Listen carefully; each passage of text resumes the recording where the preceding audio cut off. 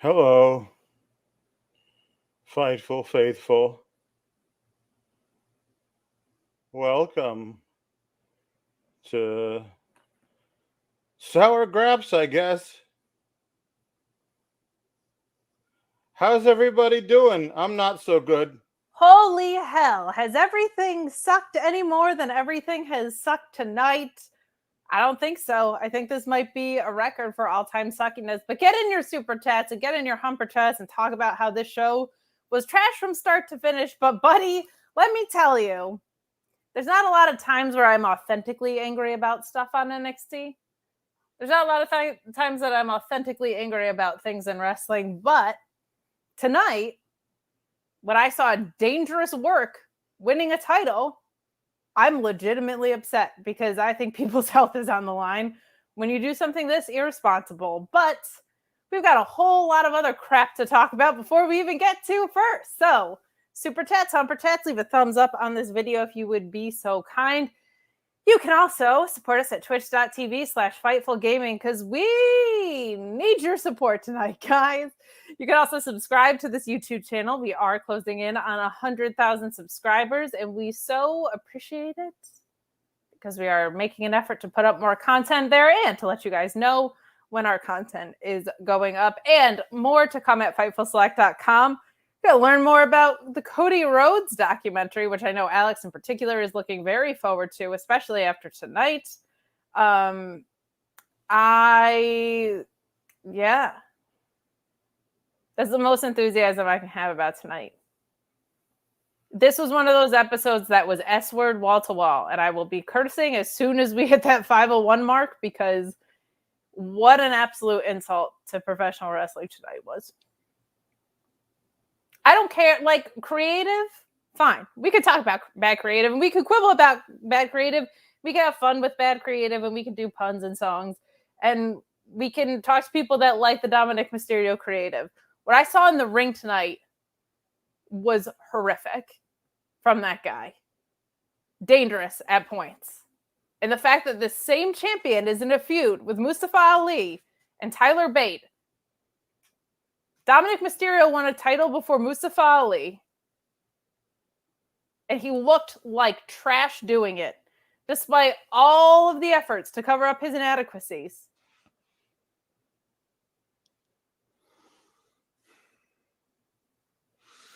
It's not funny when people's health is on the line. Like, that's my thing. No, it's not. I don't want to hear crap about the Tiger Driver spot ever again unless you're coming at this with that same energy. If you're gonna come at me with a Tiger Driver, he got him dropped on his head, and you think Will Ospreay and Kenny Omega, of all people in the world, have had less control over who's getting dropped on their head, which was, by the way, actually mostly his shoulder.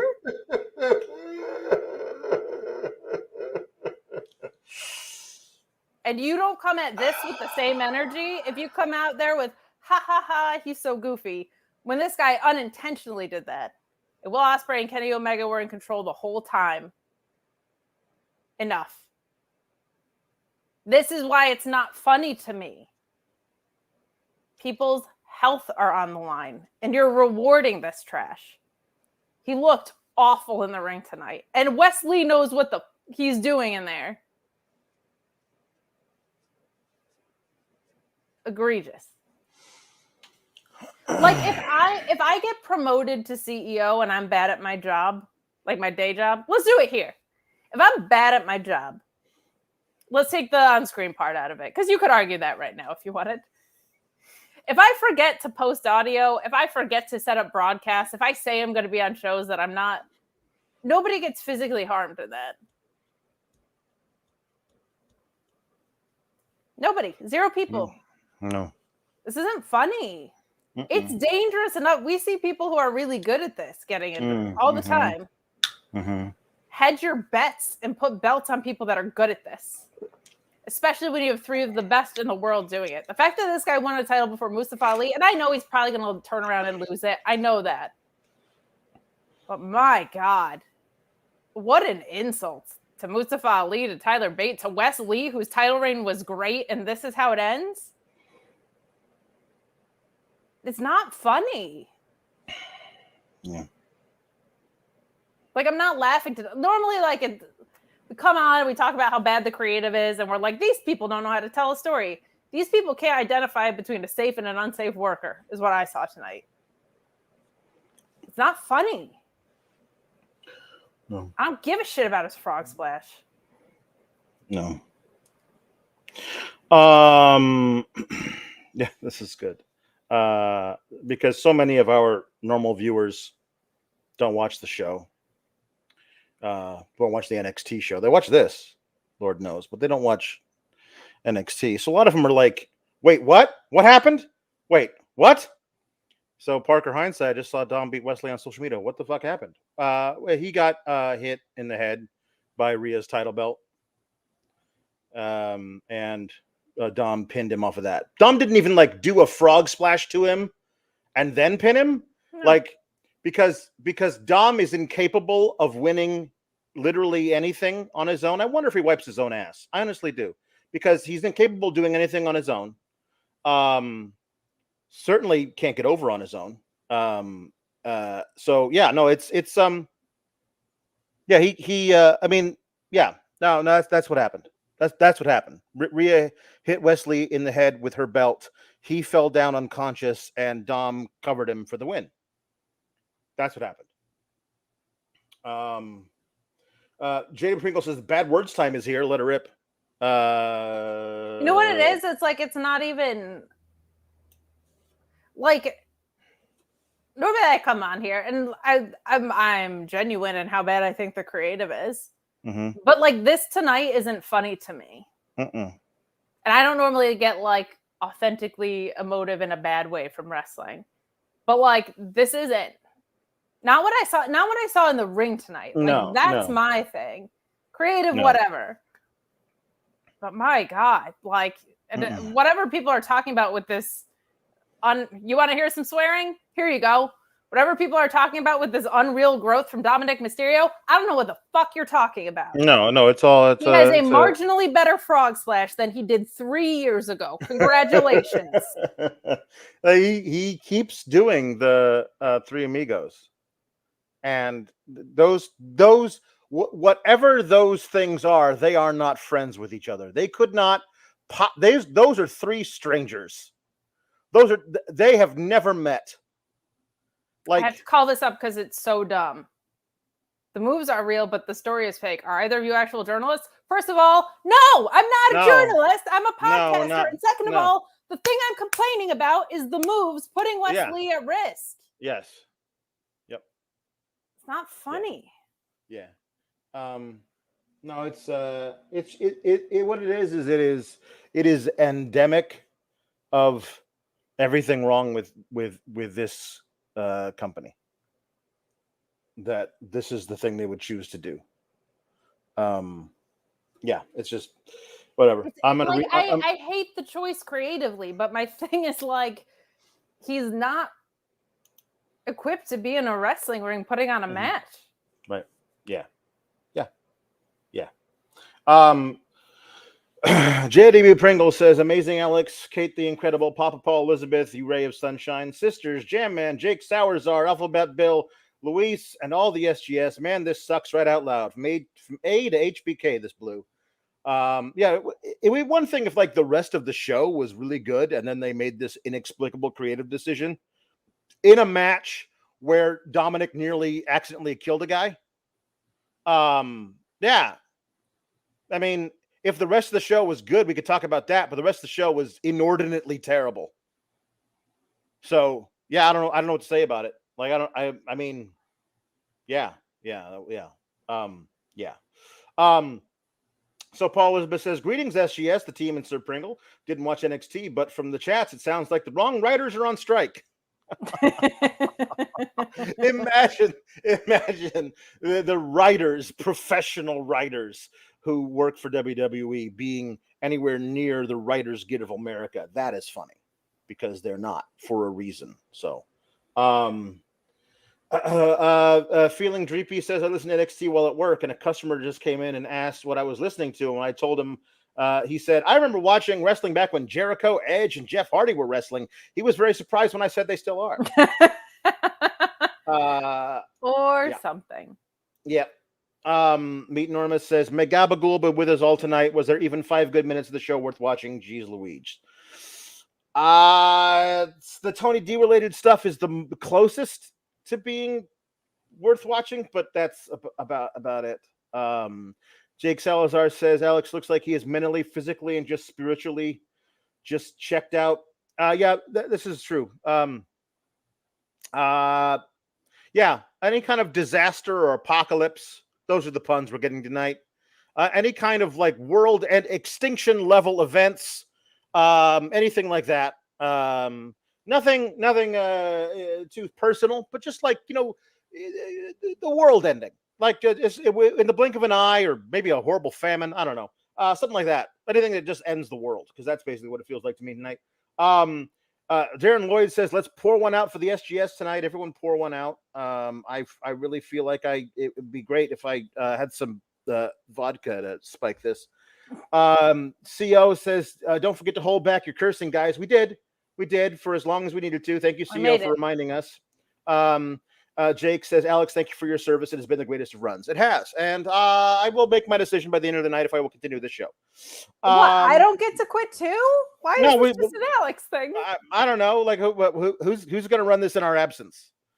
I mean, nobody else does an NXT review, I don't think. Like, right.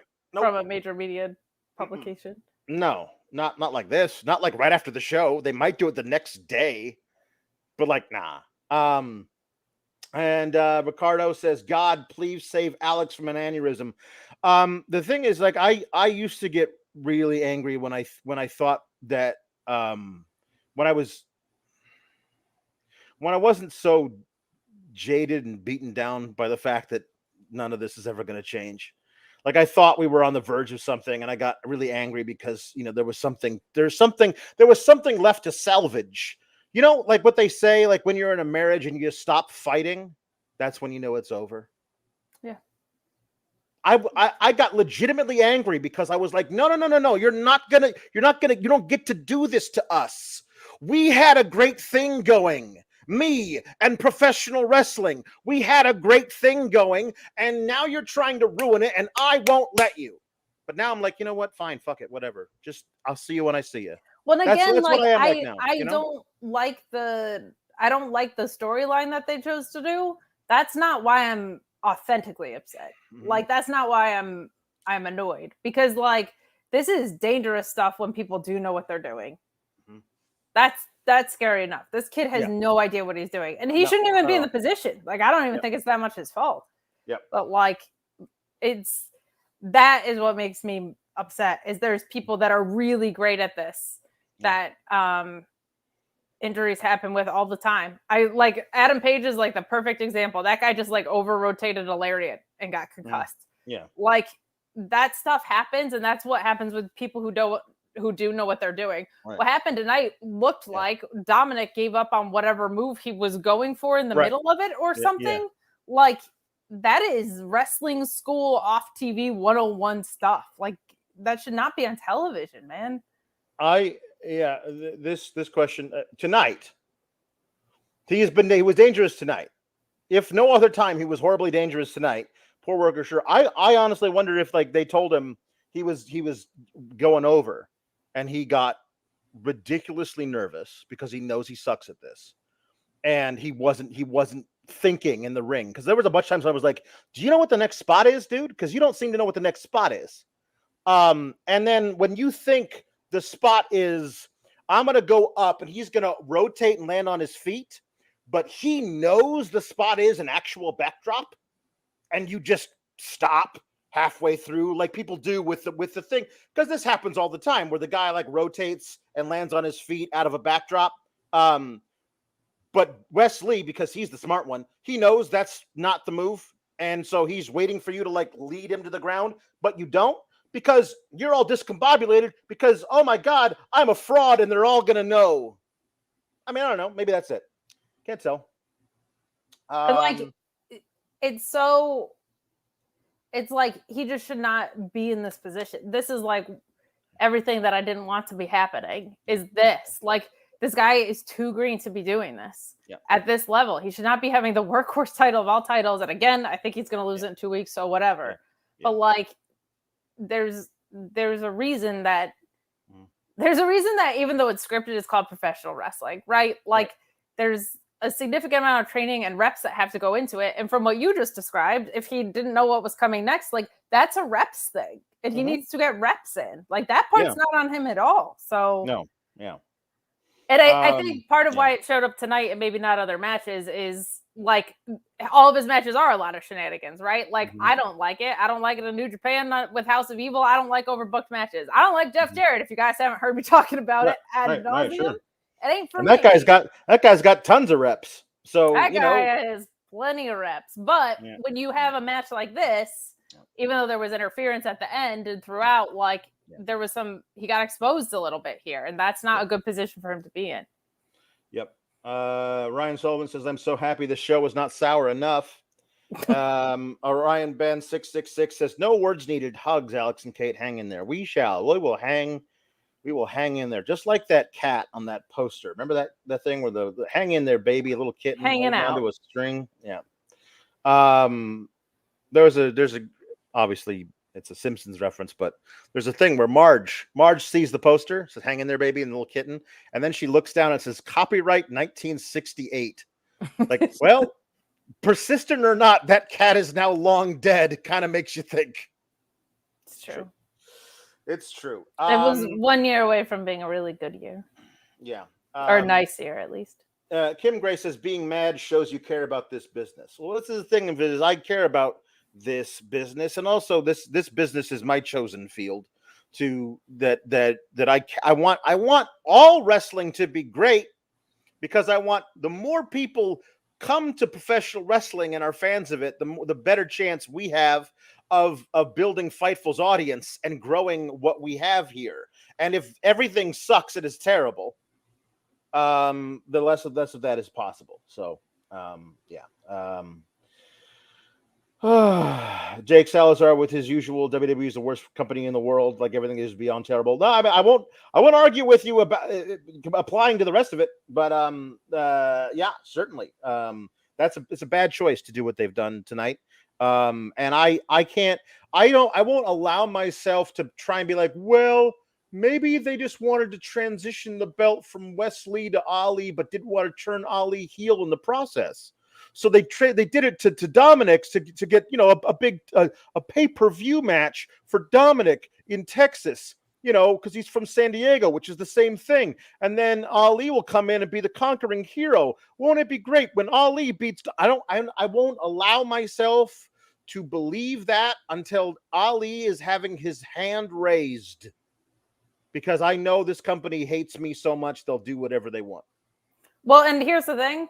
I would love a Wesley and Mustafa Ali match for the title. What? Yeah, I know. We wanted it. Yeah, of course we wanted it. Yeah. So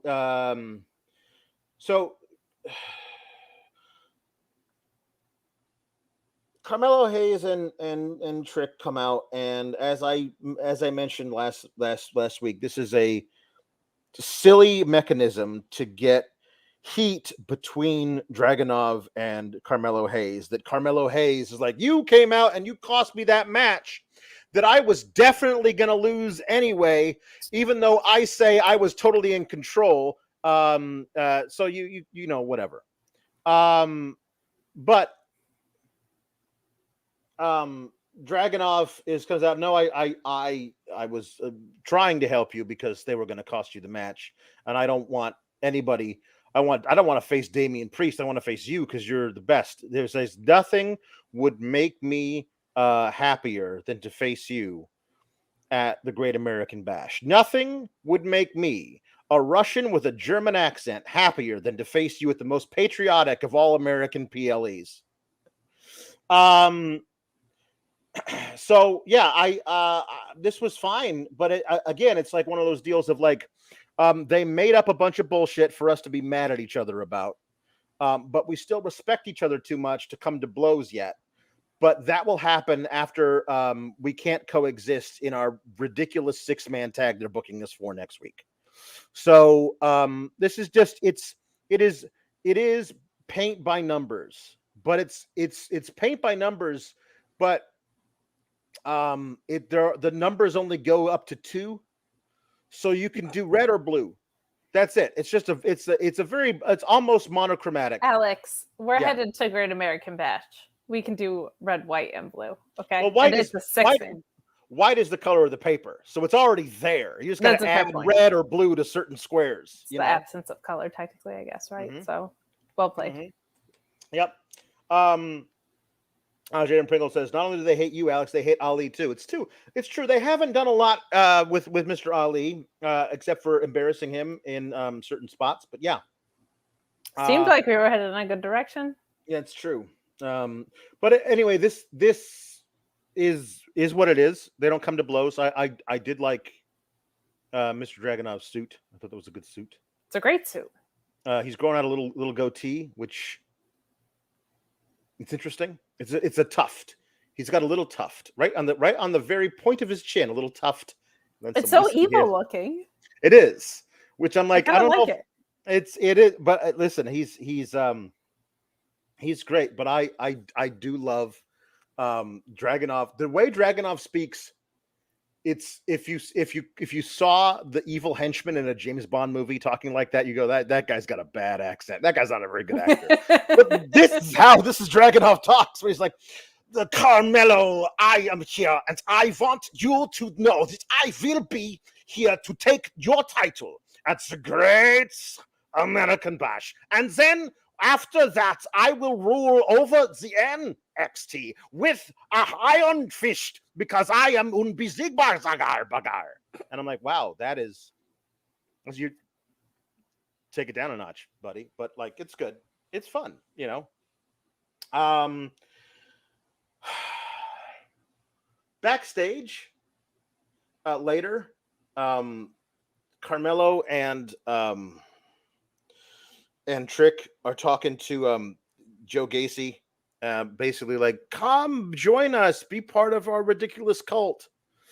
And I was looking, and I couldn't quite see if the hooded guys who were obviously the Creed brothers were there.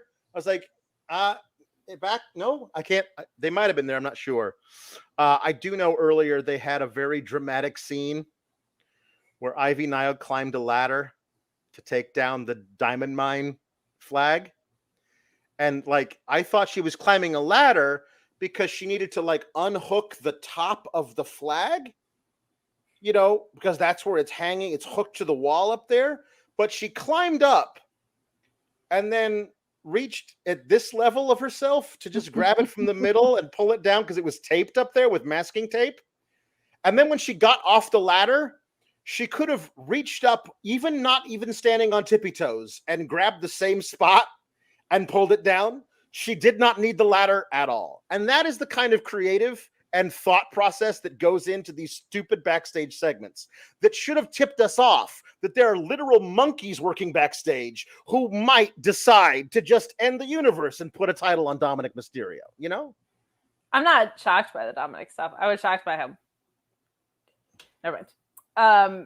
I don't think it's monkeys. I think it's manatees with idea balls, and you should know that. I forgot. It did make me laugh because I kind of noticed the same thing. I was like, "There's no way that's the case, though, because she's so tiny." And I was like, "No, I'm pretty sure it's. I'm pretty sure that's the case." That flag was hung 3 feet off the ground. Like, it was not. I don't know why it was there. It was but yeah. And so we already saw that, and we like Ivy posted a thing like I'm gonna kick their stupid tree's ass or something is what she said on social media, and I didn't know how to say. I didn't want to say this because I didn't want to be mean to Ivy because I love Ivy, but like, Ivy, the rest of us already figured out the Creeds are trying to infiltrate the schism from within. We all kind of saw it. You know those two guys, the two guys in the masks who stayed around to look at you lingeringly at the end of the segment last week, yeah, if you look at them, they're obviously Julius and Brutus. So I don't think you need to be so forlorn about it because they're not going to the main roster. They're going to stick around at least long enough to take you with them. It's going to be okay. It did make me think Ivy maybe should have recognized them. Yeah. Based on the fact that she's like their little sister. And we all did. I mean, she trains with those guys and shares a locker room with them at a dojo. She smells them and goes, "Hey, that's you." And that she recognizes their funk on their old sweatshirt they're wearing. Yeah. Like it couldn't have been more obvious if Julius didn't just say, "I'm Julius," that was Julius Creed. No, Ryan Ben, if it was Linder, I would have been wearing the glasses. Okay, and it would have sounded more like this. Ivy, no, it's okay. The rest of us figured this out. It was actually Julius and Brutus in the hoodies who were there with the schism. So it's fine. They're not going to leave you. They're going to stick around and bring you with them if they go at all. I know they lost a loser leaves town match, which would dictate that they would have to leave. But apparently they don't, because as we've discussed, it's either monkeys or manatees running the whole show backstage. I'm not sure which HBK is, but I know he's the leader of the monkeys and manatees. You know when people are like, "Not my circus, not my monkeys," he's like, "Oh no, it's my circus and also my circus, monkeys. And these are my monkeys." Anyway, so the thing that happens is that their schism is talking shit to Carmelo and Trick, and then Dragunov walks in and there's a giant brawl, and I'm like, "Oh, six man next week, huh?" They're gonna put Dragunov and Carmelo on the same team. Yes, they are. God, that'll be good. Won't be able to see the non-coexistence coming from miles away. Look, that's or the horizon, the lack of coexistence. I think. I mean, you know what? I heard they named this comet non-coexistence comet, and you can see it coming from years away. Like it'll be there. It's coming right for us. It's coming right for us. I'm so mad I didn't put like a SourGraps flag back here that I could just...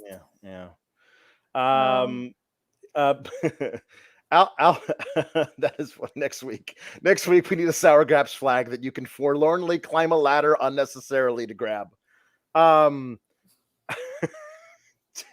Please record that and post it sometime between now and next week. Just climbing a little step ladder. Climbing a little step ladder that you don't need. I want you to reach below the top rung to pick it off the wall. Alpha Bill says Dragunov is turning into Lenin. He is. And then after I become the NXT champion, I will crush capitalism under my boot heel. Like, oh my God, Dragunov. I feel like that's just a little over the top. Over the top. So you can watch a review of that movie on Know Your News. So the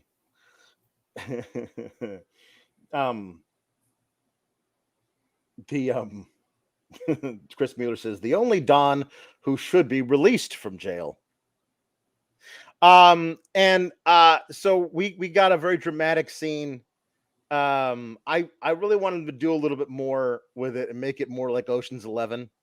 Like I needed stacks, like eating a hot dog messily, waiting for Don for Tony D to come out.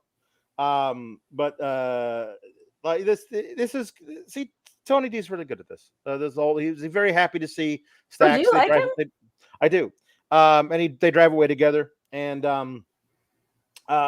then later in the night, there is a homecoming celebration featuring a bunch of extras playing Tony D's extended family. I really wish I was able to find. I couldn't find it.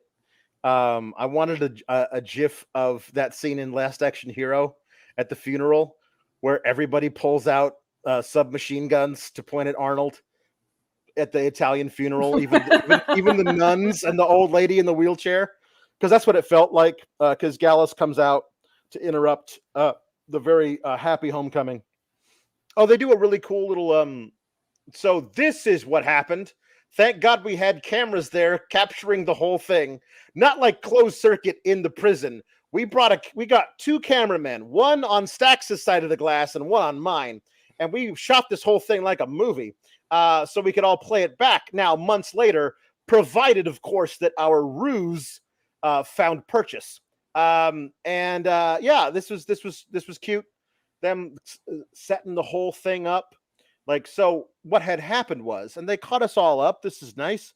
But I was reminded of that amazing scene where Tony D like wanted to murder Stax through the glass when Stax was sitting there telling him, yeah, I'm sick of being the underboss, all this kind of stuff. And I was like, wow, see, this is an Inception level of great acting from Tony D. Because Tony D was acting like he wanted to strangle Stax, but he didn't want to.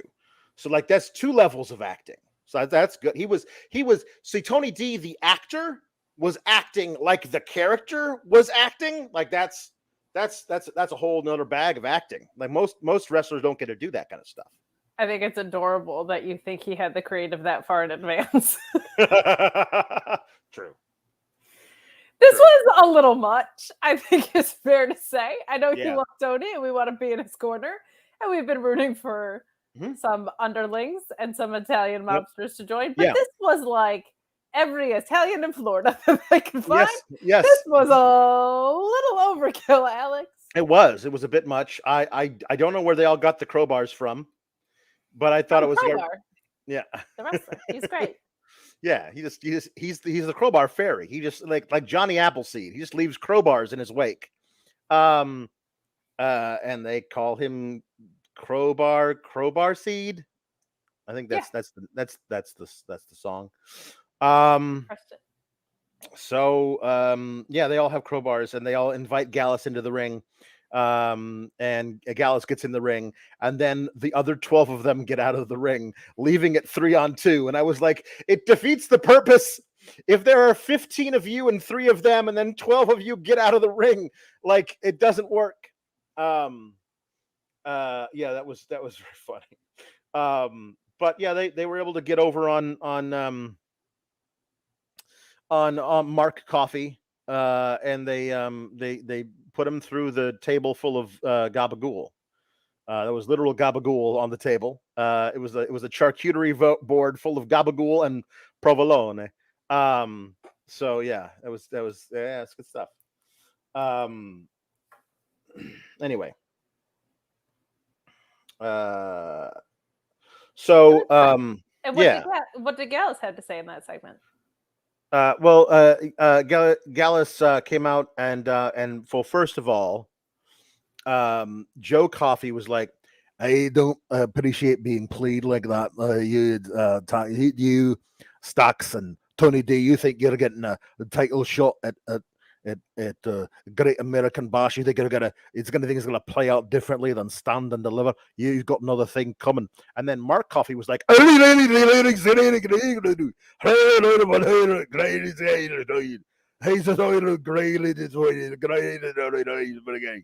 was it. That's what I was looking for. Yeah. So Ryan. No, I'm gonna completely botch this, but I feel like Ryan could probably join the D'Angelo family because he's obviously a paisan himself. Cecchini, Cecchini, Cecchini.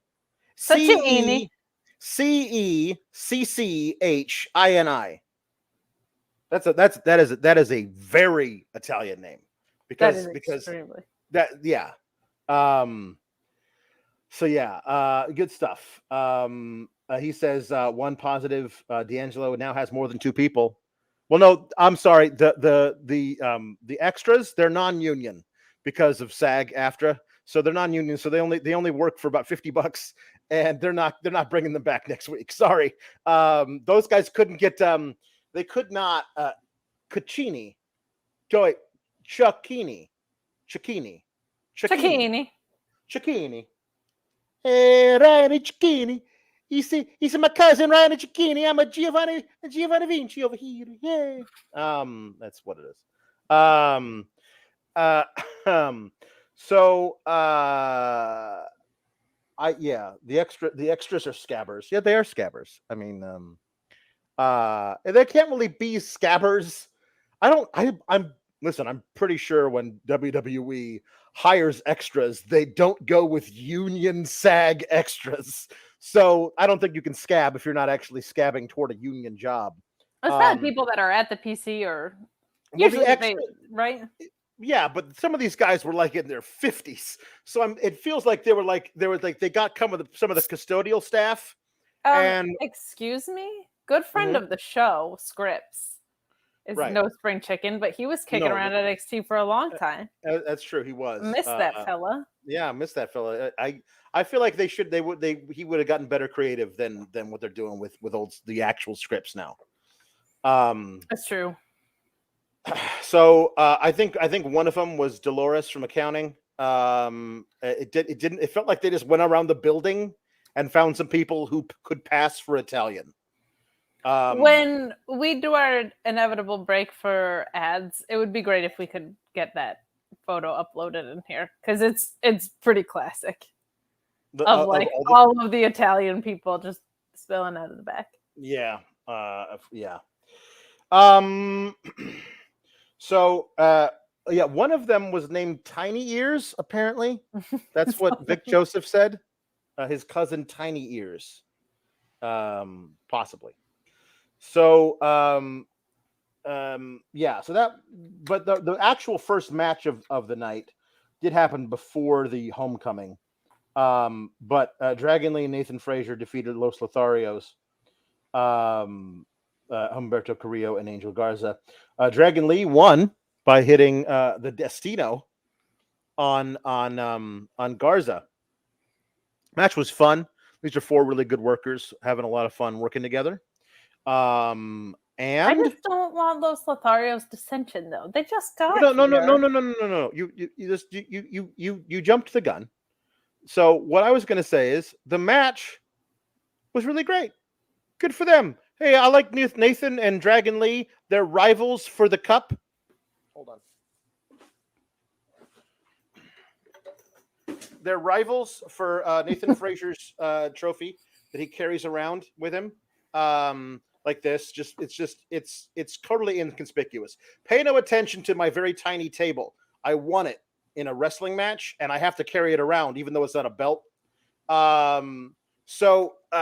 Anyway, it kind of pops me. I wish they had to bring it through the airport. Yeah. Wrestlers always talk about how annoying their belts are at like airport security. If you had to bring that enormous cup through the airport, that would be awesome. So I like them being rivals, but also, hey, friendly enough that they can tag team against an established main roster duo that has shown no dissension among them ever, and surely will not anytime soon. And oh, look at that, they've broken up. That Humberto, the dimpled one, is so pissed at Angel Garza for getting pinned by Dragon Lee that he shoves him to the ground and exits through the crowd, making Angel Garza run after him in apologia. I don't know why we're breaking them up. This is usually dumb. They at least get to have a match or two. Feeling Dreepy saying that the match was great and the angle was stupid. An NXT story. There you go. Yes, that'll be the biography of the 2.0 that is still the 2.0 era's time. Yeah. I really did like a lot of the match too. It was the angle that was stupid.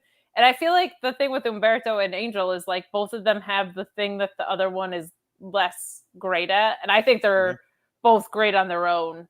But you've got like kind of charisma king, super smooth guy, and then you have like laid back in ring heavy guy. Like I feel like they complement each other super, super well. So I don't want them to break up for the reason that I feel like they're better complementing each other than they are against each other.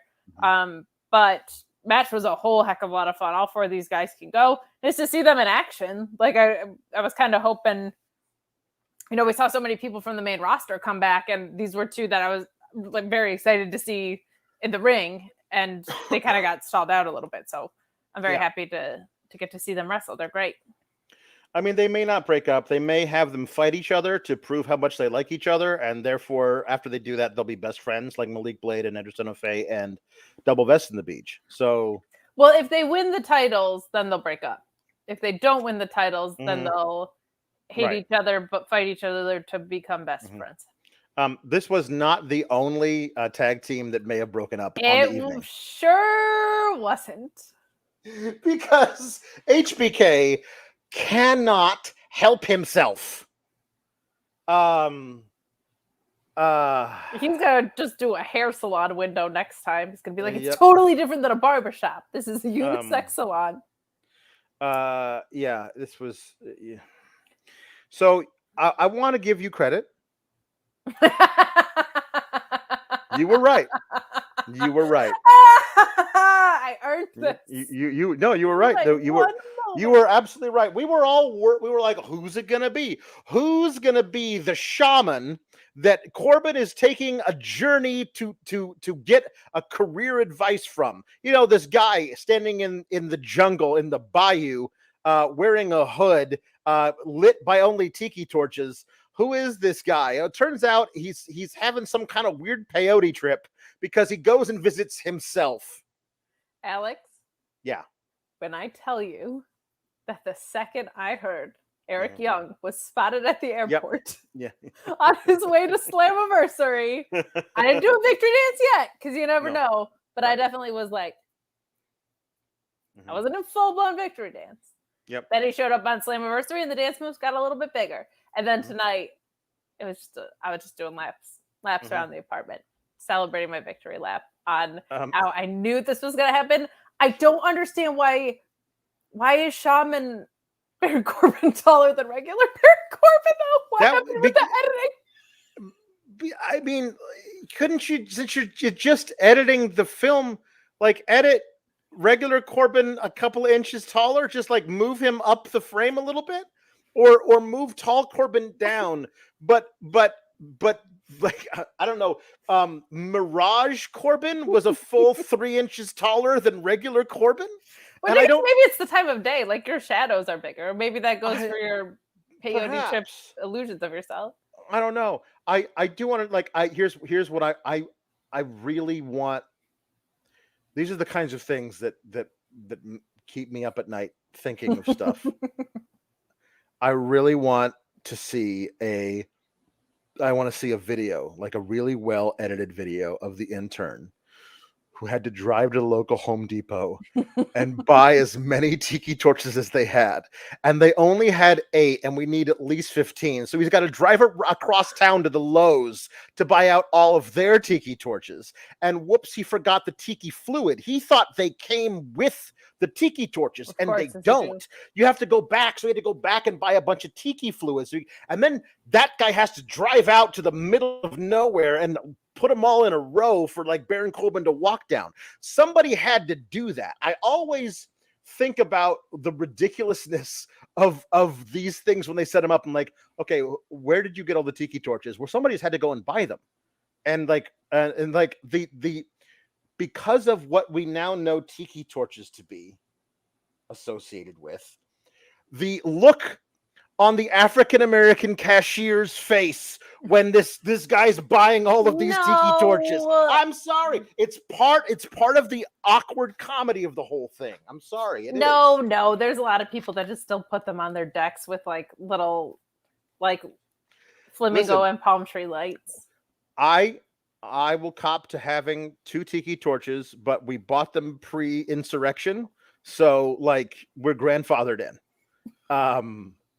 Like that's the thing for me, is that I wouldn't buy them now. The connotations horrible. No, but no. Anyway.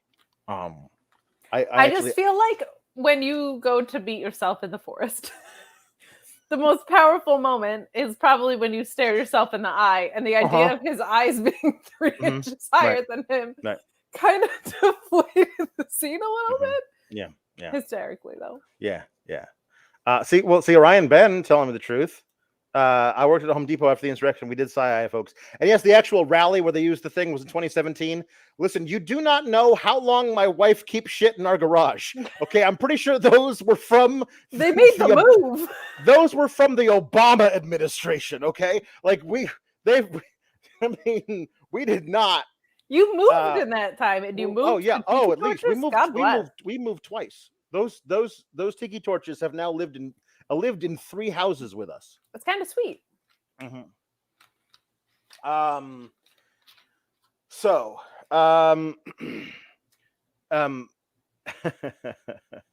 Louise saying my pitch for it being Eric Young was sent to the shitter thanks to Scott D'Amore and thanks to Vince McMahon, because apparently he said, "Oh, you've rehired me, but you've also rehired Vince. Yeah, that doesn't work for me, brother." And they were like, "We can respect that. You can leave now." FightfulSelect.com for all the deets. I love the idea of GYV reading that story about Eric Young and being like, should we give it a shot? Just say I have moral and ethical issues. I have moral and ethical issues.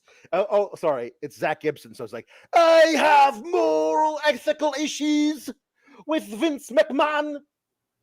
That was kind of your Ludwig Kaiser and Zack Sabre Jr. smushed into one. And No. Zach Gibson is soon to be recognized, but I can't say soon to be recognized. So I have to try and say it like that. I have moral ethical issues with Vince McMahon. Kind of. Yeah. Don't work. It's getting there. Yes, exactly. Now it's brought, where did they keep the Super Big Bootio cereal before that Mania? We'll never know. We'll never know. We'll never I know. am loving that Emily Cease and others are calling you out in the chat for, you managed to bring your tiki torches, but you didn't manage to bring your brick wall. Right. Because it's part of the structure of the house at this point. Yeah, it would be weird if we're like, all right, we're selling you the house, but I'm gonna take that wall with me, and you're gonna come into the house, and there's just gonna be a blank space where the wall was. Yeah, get it together. If you have moral and ethical issues with Vince McMahon, shoes off. If you have moral and ethical issues with Vince McMahon, shoes off.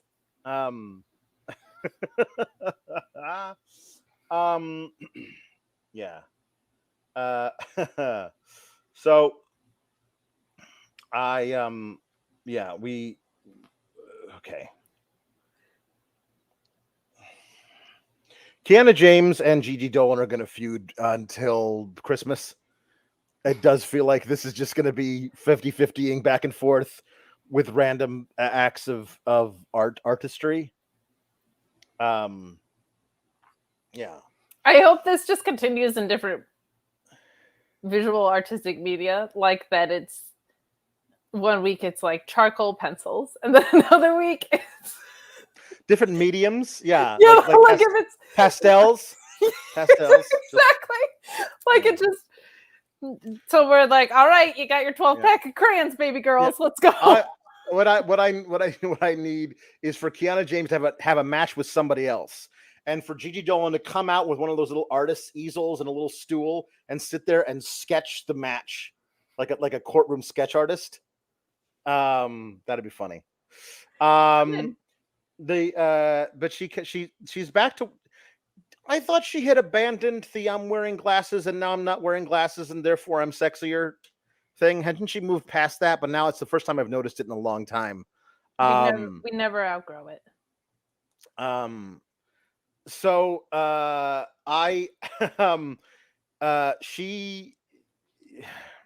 Gigi tires of having a match, and so she goes and takes Kiana's bag, which we know has art supplies in it. And she was going to use it, and the ref took it from her, and then she yanked it back from the ref, which feels like that's just an automatic disqualification. I don't like, no, you can't use this foreign object. Yes, I will use it. I feel like that's just it. You lose. But she ended up dropping it, and so she got hit with the flatliner, which is like it's kind of a cool little sling blade flatliner onto the bag, which we know has art supplies in it. And they called it a 401k is the name of the move, which I thought was funny. That's cute. That's cute. Because take the next step and call it a 401ko. Oh, that's so much better. Well, it's so much better. It's a 401ko. Like that's much better. But anyway, it's developmental. Yeah. They'll get there. So, but I thought that the next step was obvious, that you reach into the purse and pull out more paint and then dump it all over Gigi again. I thought we were going to keep on doing that, but they didn't do that. She just like, yeah, I won. And then Vic Joseph gets to go, well, because Gigi did introduce that, there is no penalty for the person.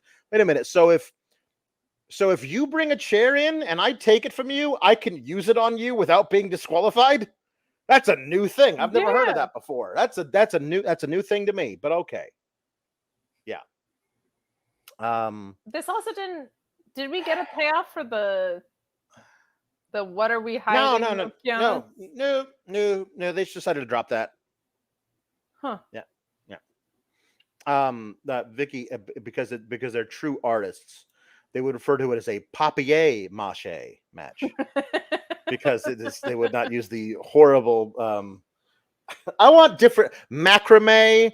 I want all of any kind of art thing that like you would do in like 9th grade art class. Like I need them to bring out all these different mediums for them to do art matches. Or like, I think you're in a good spot with your daughter, because I don't think these are in anymore, because now everybody has screens.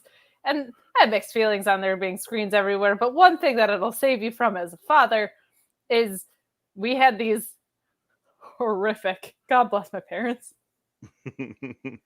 They're these little molds that you would put beads on, these tiny beads, and you would make a pattern and you put wax paper over them and you'd iron them. And you know what you were left with was melted beads that fall apart anyway. So right. Yeah. You would painstakingly, and I have ADD, so you know, sticking around, get put onto the mold for hours to have them scattered, and toddlers or animals choke on all the ones that fell on the ground, and then you would melt them, and then you would have something that falls apart that vaguely looks smooshed into the shape of the beaded thing that you were having. So those are still around, because there's a kid who is disabled, who sells them at the local farmers market and turns them into magnets.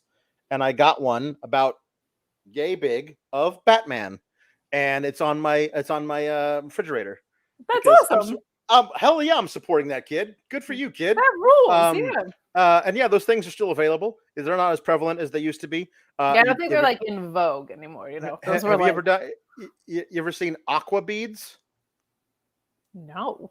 They're little beads, and then you there's a little I don't know, grid that you put them on in a little pattern, create little characters, and then you spray it with water and let it dry for an hour, and they fuse together.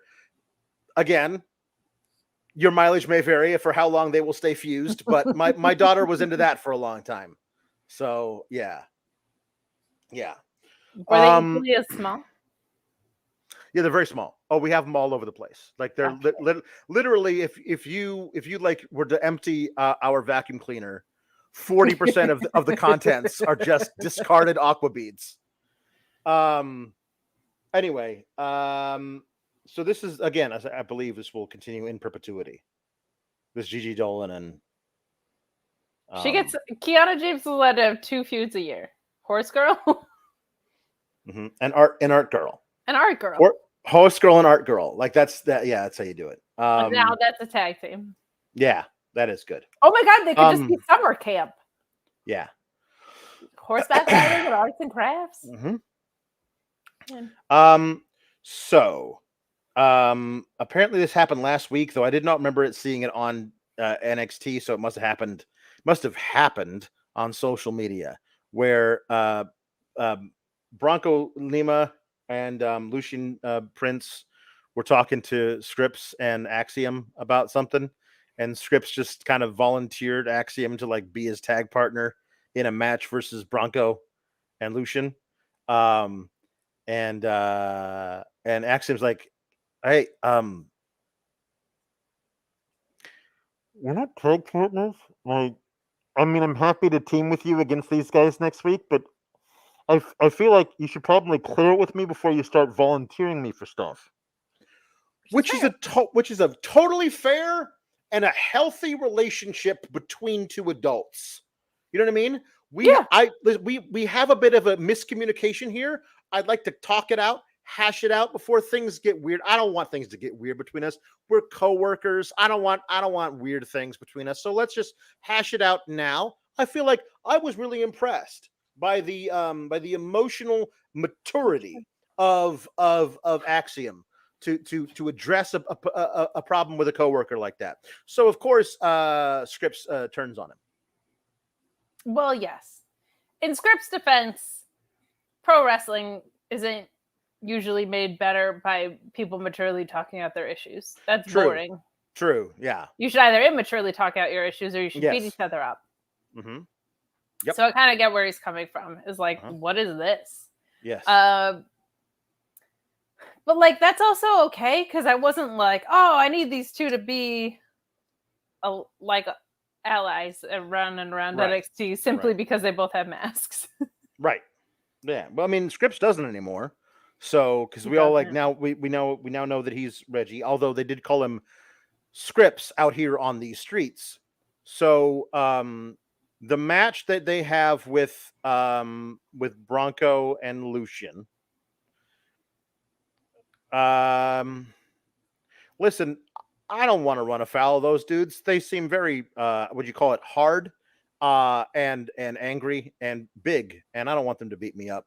But I think maybe somebody took them out of the oven too soon because they're not ready yet.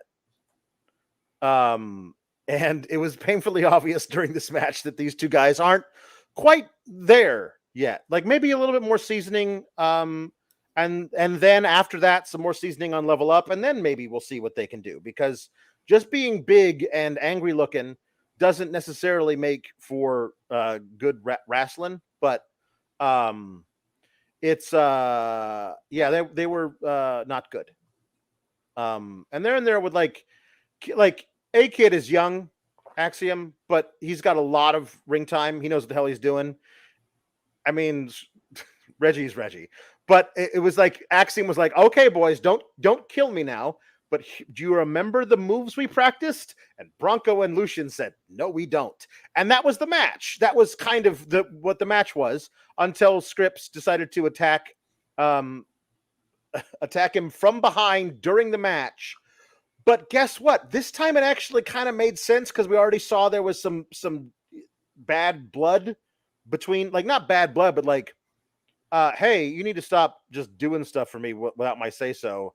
And Scrypts was like, oh, yeah, totally. I will do that from now on. So we could tell there was a little something between them going into this, unlike Shayna Baszler and Ronda, where it made no friggin' sense. But so he attacks Axiom, and then Bronco and Lucien do something. It appeared, I don't know, it's not a rising knee lift. It's not like a big jumping knee, and it's not a big boot. It's a thing that happened where Lucien threw Axiom into the other guy and something happened. I don't know what that was, but hey, Axiom sold the hell out of it. Good for him. But it does appear now that the way that Reggie was doing stuff, that Scrypts has now two very large guys to protect him in a feud with Axiom.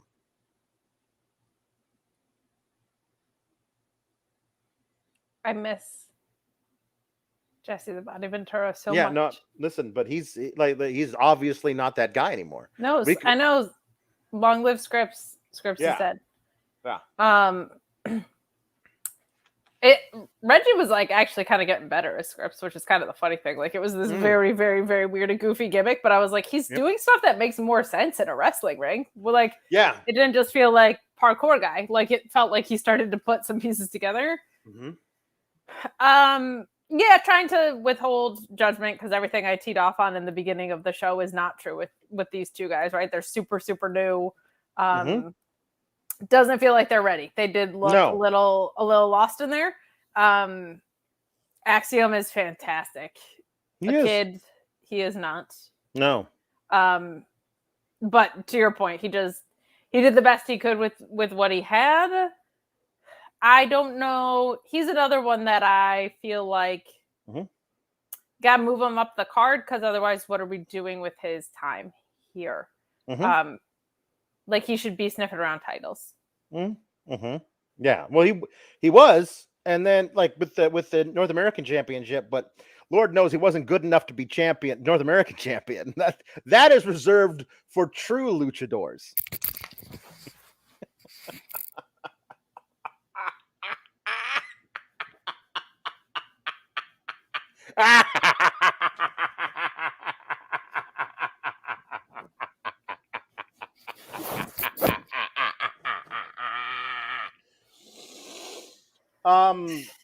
We could have had an Axiom. We could have had I would rather have a kid. Yeah. So when talking about the history between Scrypts and a kid, they brought up how they were able to overcome Dabakato in a 2-on-1 handicap. But they didn't call him Dabakato. They used his actual name, Babatunde, but the way that Vic said it had a flourish to it.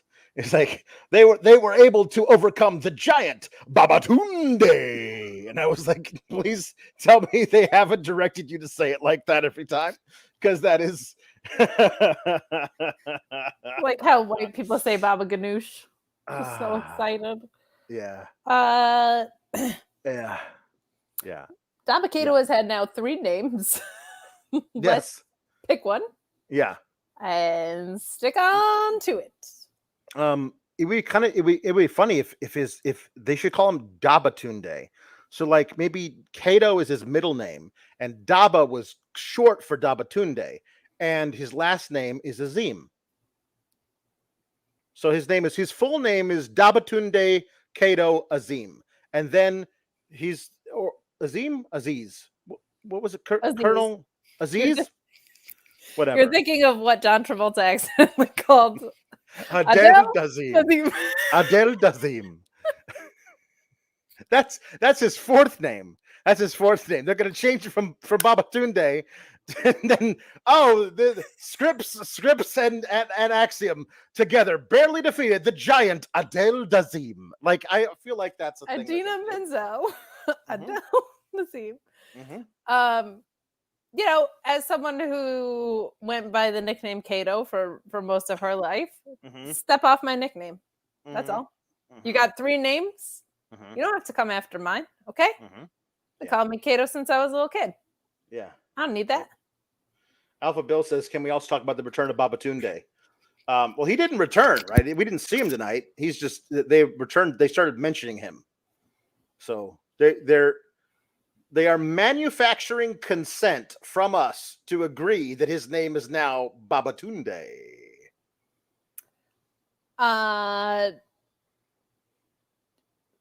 Like, I'll take that over having to call Pete Dunne Butch. Yeah, it's true. It's true. It's true. Yeah. Or Big Bronson. I'm sorry. Big Bronson Reed. Big Bronson Reed. Thea Hale won a match versus Elektra Lopez. Andre Chase wasn't there. Duke was. So Thea Hale is now the ultimate warrior because she's now doing with the ropes. She's doing one of these things.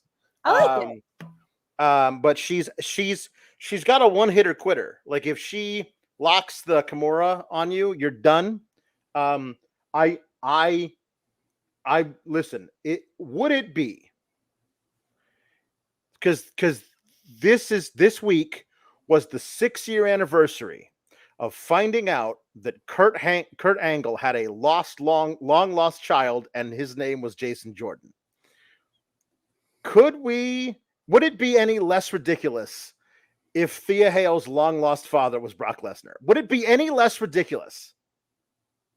Because every time she does the Kimura, I think of her as like tiny female Brock, and it pops me to no end. Just think of her as like if you put like 18-year-old Brock Lesnar in a shrinking machine and then put a wig on him, and that's. I was thinking more Shayna because the idea of Shayna being maternal cracks me up.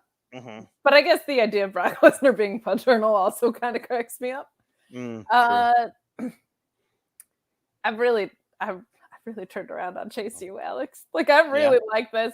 I feel like Thea Hale, like it actually all makes sense. Like she learned how to do the Kimura from some of the best wrestlers in the world. Like it should who aren't actually people who she's affiliated with anymore. Right, but like they taught her how to do that.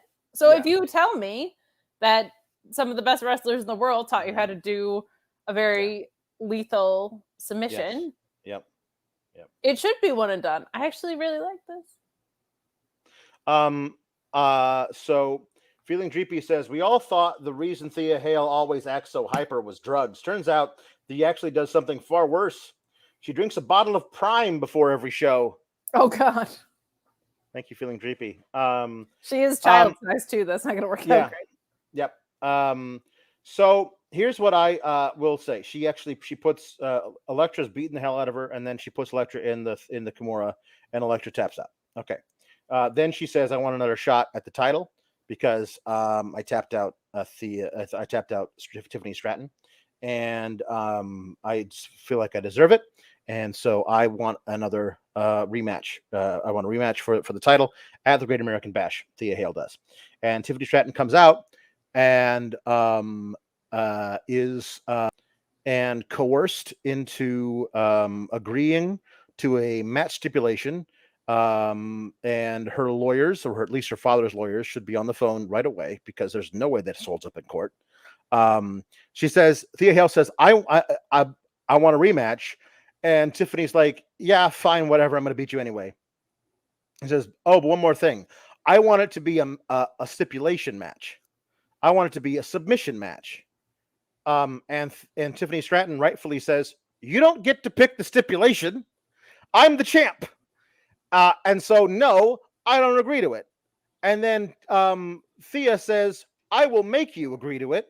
I will put you in the Kimura until you agree to my match stipulation, which does not make me want to root for Thea Hale because that is unhinged and not a good thing to do. This is not something we should be teaching our children. So, like, this is not something we should be having our faces do. Yes. No, that's for sure. I mean, I do the teach the children thing as a joke every now and then because what the baby faces usually are is this thing that all the kids root for, and like Thea Hale citing, wait, I want to get my way. If you don't let me get my way, I'm going to hurt you until you do. At its core, that's what this is. That's not no one should emulate that. No. That's bad. That's so like kind of like I can see MJF doing that. You know what I mean? Like that's right. That's the opposite side of the coin entirely. But I will tell you, if there was anybody that I would want to talk this over with outside of my legal team, it would be my boyfriend, Ludwig Kaiser. Tiffany, why do we keep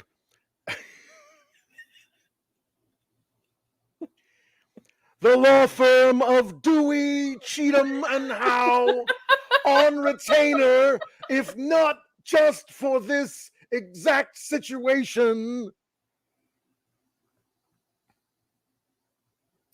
Was I supposed to respond to that? Yeah, that was a question. I only know about horse lawyers. I didn't even know we had someone on retainer. Never mind that they had ironic names to my exact situation. Right. Toodles. Good. Extremely normal review show. Yes, extremely normal review show. Yes.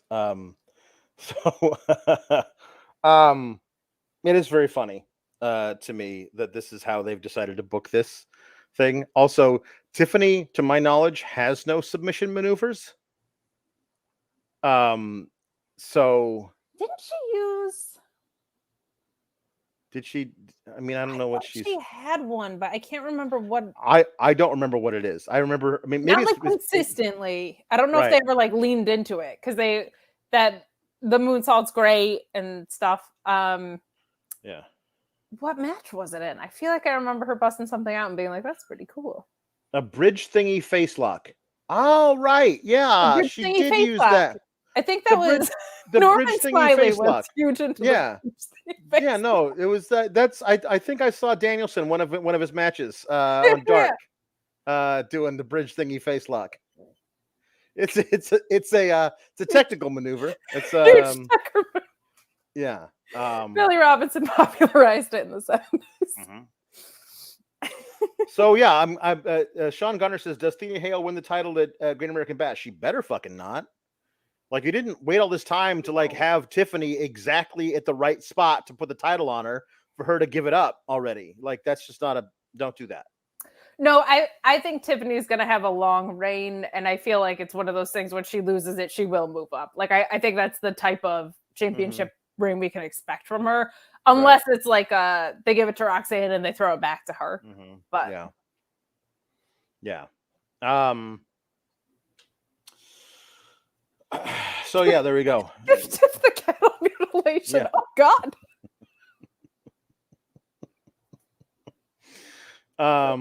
Yeah, she whatever like submission move she has, she needs to like adopt one seriously as a potential finisher that she uses occasionally to win matches, and it needs to have a ridiculous pun name. Like, oh yeah, you know, like it should be really fun. I just don't want it what it is yet. Yeah, it's good. Hold on. Here we go. Wait, Luis is writing. See, if Tiffy uses the cattle mutilation, she should call it the cattle Tiffy lation. Cattle Tiffy Nation. Well, there you go. But I like the Toodle Noodle as good. Toodle Noodle's great. The Toodle Noodle. As if she starts like using the disarmer. Because after I'm done breaking your arm, it won't be an arm anymore. It's going to be a Toodle Noodle. Toodle Noodle. Yeah. I'm not willing to put a. I mean, honestly, it should be Roxanne, unless they're putting up Roxanne. But Roxanne is doing something else right now that sucks. So we'll talk more about how that's not going to happen later. But Tiffy Taffy's good. Tiffy Taffy's good. But also Sol Ruka is a good shout for somebody who might be able to beat her once she's healthy. Yeah, fingers crossed. I just have a segment here listed as fuck off bad Gable. So next week Gable Steveson is going to make his decision live on NXT. And it feels like they wouldn't do that if he was like, I've decided never to wrestle another match. Thank you. Goodbye. But I would not be surprised if he says, I'm going to train for the Olympics in 2024. And then I'm coming back here full time. I'm going to retire from amateur competition after I win another gold in the Olympics. And then I'm going to come back here full time. I wouldn't be surprised if he said that. I would be surprised if he says, nah, I don't want to win another gold for America. I want to get paid $50,000 to work in NXT. I feel like that's probably not. Here's what I wouldn't do if I was NXT. I would not make my commercial lead in social media is swirling with rumors about Gable Stevenson is like the thing that I lead with. Because it would require somebody to say rumors about look Gable this Stevenson. up. Let me Google Gable Stevenson rumor, and oh my god! Oh goodness! And it says here this isn't a rumor at all. Oh no! Yeah. So that would be bad. I couldn't possibly care any less about this, mostly because of those reasons, but also because he kept walking around like his gold medal had powers, and I was not impressed. I'm so mad I didn't think of this myself. She should call it the cattle tutelation. The cattle tutelation is too good. No one's gonna come up with something better than that. You know what, Thea Hale? We can fight in a submission match because when I lock in the cattle tutelation, you're going home a loser, and I'm going home to my boyfriend Ludwig Kaiser. No one gets out of the cattle tutelation.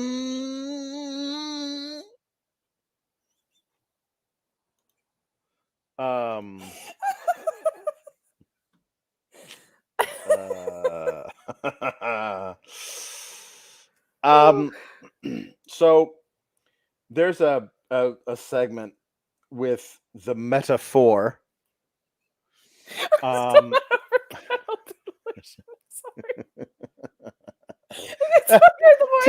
Tonight has broken us in so many ways. So many ways.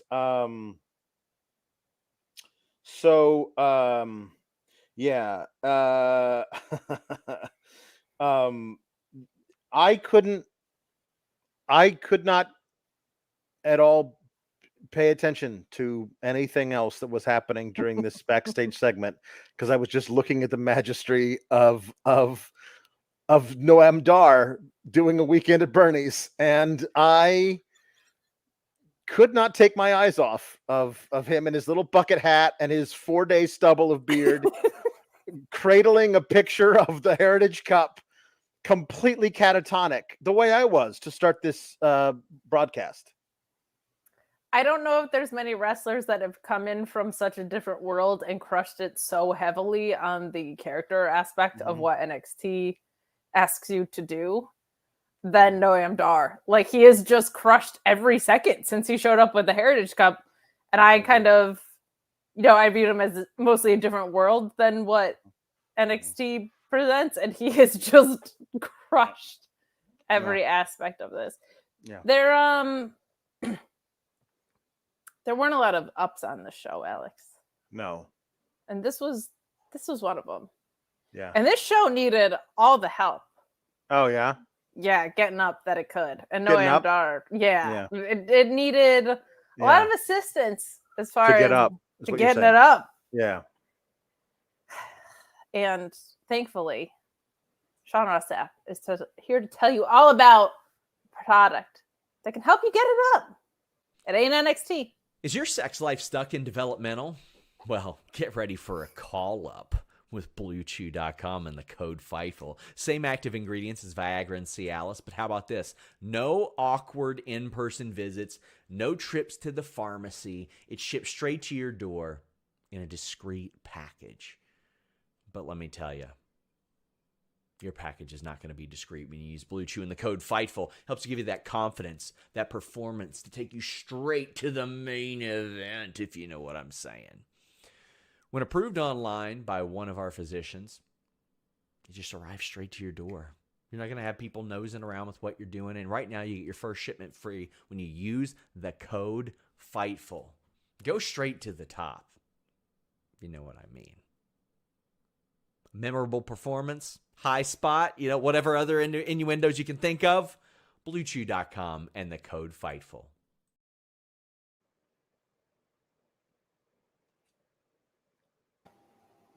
That's good.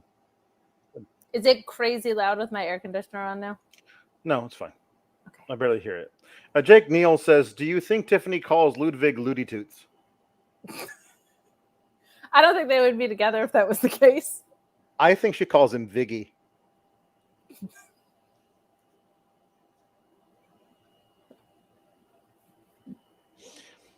Vigs. Hey Vigs, how's it going? Jada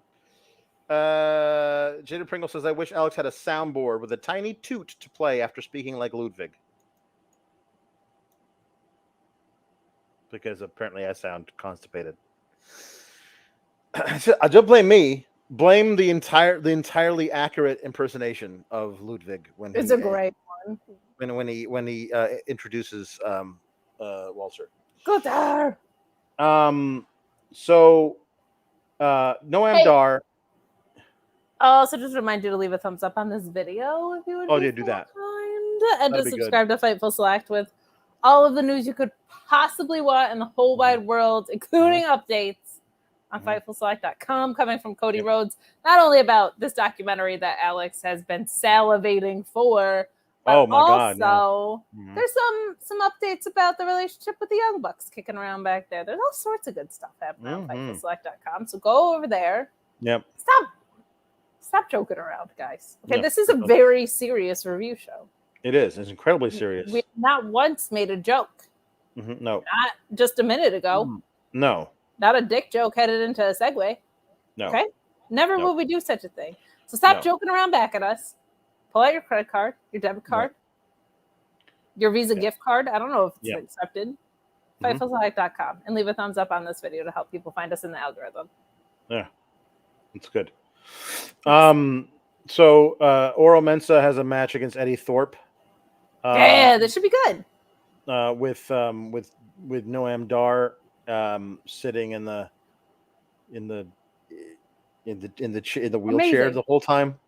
I want this feud. Like I feel like ring wise, I hope this continues. Like I think.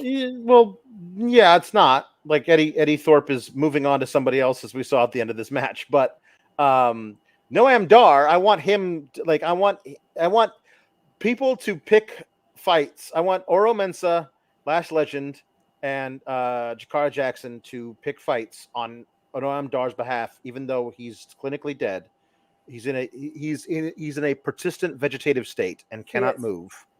And then they have matches with those people. Oro does, or Lash Legend does, or whatever. And their move is to roll a catatonic limp Noam Dar corpse into the ring, where the ref goes, "What is this?" And then the other person will be on the other side of the ring and get a big boot in the face from Dijak, who I swear to God, I thought he did the old Pete Weber bowling celebration. I saw your tweet. Who do you think you are? I am. I have no idea what he was referencing, but Dijak versus Eddie Thorpe is gonna hump. That'll be great. I do kind of. I guess maybe when Noam Dar is fully cleared again or whatever. I want to see. Like Eddie Thorpe feels like the guy to feud with Noam Dar and with Oro Mensah and stuff. Like I want to see that guy versus that stable really bad, but Dijak will be great. Dijak just continues to rule. Like he's just so much fun. He is, and we haven't seen him do stuff in a while. Like the stuff with had his feud with Dragunov, and then was around. But he hasn't wrestled a match since his feud with Dragunov ended. So I'm very excited to get him back, and him versus Carl Fredericks, Eddie Thorpe is going to be hard hitting and great, and fun to watch. Yeah, so gonna be some nasty, hard hitting stuff. That's going to be really good. Again, more half dead Noam Dar, please. I find it is fun. He's hysterical. They should have him run into a spooky group that does the candle seance, and then Noam Dar comes to life. Yes. Like in Weekend at Bernie's 2, and he starts doing the dance. Yes. Listen, I love everything that you're talking about, but I don't know how this NXT handles Oro Mensah and Lash Legend Jakara Jackson going to a voodoo priestess. I don't know how this NXT handles that. Well, the movie didn't do it that great, but we can just skip that part. That was also like 30 years ago, so that's why it didn't do it that great. But we can we'll just Oh, We're gonna go from point A to point C. We're This gonna is cut this out is the what I voodoo love. things. Let's cut out the voodoo thing. Make it spooky Scottishness. Exactly. That's what I'm saying. Like one of the spooky groups that would have candles anyway. Yes, let's have them take Noam to the spooky Scottish witches who sprinkle a potion over him that makes him dance whenever a certain thing is being played. It's the best. You know, I honestly, if you said, okay, who's a guy who you absolutely believe could have fun wrestling matches where he was literally just a walking corpse with no control over his upper body, Noam Dar springs to mind. Top 5. Top 5, 100%. Yep. So that was good comedy. This is bad comedy because it was unintentional. Dana Brooke and Kelani Jordan doing flips, and then yeah, girly, you got it. Let's go. And yes, they were doing gymnastics. And Kelani Jordan is incredibly talented and skilled at what she does. I've learned a lot from you. Right back at ya, says Dana Brooke. And I'm sorry. I know she's like trying to prove the haters wrong, but I feel like we're being vindicated every time she does anything. And it's not hate. It's just like, I've seen you do stuff that is good. This isn't it. Like, not everybody's wheelhouse is really broad and all encompassing. Sometimes the things you're really good at are a very narrowly defined area, and you should stick within that. Everybody should stick within whatever their wheelhouse is. They can Ronda try and Rousey, branch same way. right. If you Great try and at the branch thing out, she's great at. trying to branch out can be healthy, but if you find out that outside of your wheelhouse is just a very harsh and cold climate, just jump back into your wheelhouse. It's nice and warm in there and comfortable. Stay warm. Yeah. People Yeah. that are like, life begins at the end of your comfort zone. No. Mm-hmm. Be comfortable sometimes. Not all of us are Darby Allin, go to climb Everest, okay? Some of us just want to sit home, eat nacho cheese Doritos, and watch NXT and whine about it on the internet. Yep. So also, like, there's nobody. You could put Meryl Streep in this, and it's not going to be good. Like, nobody's gonna make it work. This was terrible. These always just read as very bad and cheesy. Cora Jade is watching this segment on TV in the locker room. Really? Gymnastics? That's what Dana Brooke is thinking is going to save her next week? Pause for a half second. Swing a kendo stick at a locker. I don't know. Was that supposed to make us think that you're tough or angry or what? Okay, well, I don't know what this was. She showed that locker. Yeah. But also, I reject the notion that you're surprised Dana Brooke's weapon of choice is going to be gymnastics, because that's the thing that we've known about her for her entire career. Yep. And it's been the thing that they've talked about since she returned, and it's been the commonality between her and Kelani Jordan. So, other than the everything about that, I don't understand why Cora Jade is surprised. No, but also next week, Dana Brooke and Cora Jade in a kendo stick on a pole match is a thing that we are going to review next week. Look, if we can make it through Dom and still show up here, we can make it through anything. But Yep. I want to know, is it like the kendo stick is up there and the electrical tape is in a different corner? Is it an electrical tape kendo stick, or is there no electrical tape? I need to know the situation with the electrical tape and the kendo stick. Yep. Yeah, I do too. So this Blair Davenport and Roxanne split screen because they can't be in the same room with each other interview. Oh, I think the world of Roxanne Perez. I think that she's got so much potential. I I don't think you can have her play this part like this anymore, because all of the stuff that made us root for her, being plucky um and great in the ring, and all of you've systematically crushed all that in favor of um yeah, that's right. Yeah, I'm angry. Yes, I have to overcome my anxiety, which is unovercomable, but I'm going to do it this time. I promise. I'm going to go to a dark place, Blair, and you're not going to like what you find there.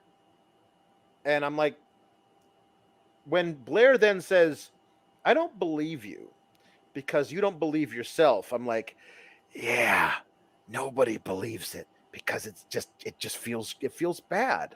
Like it feels bad to watch her have to like say, my anxiety is it's it's a it's always there, and I'm gonna this time I'm gonna overcome it, and it just feels rough.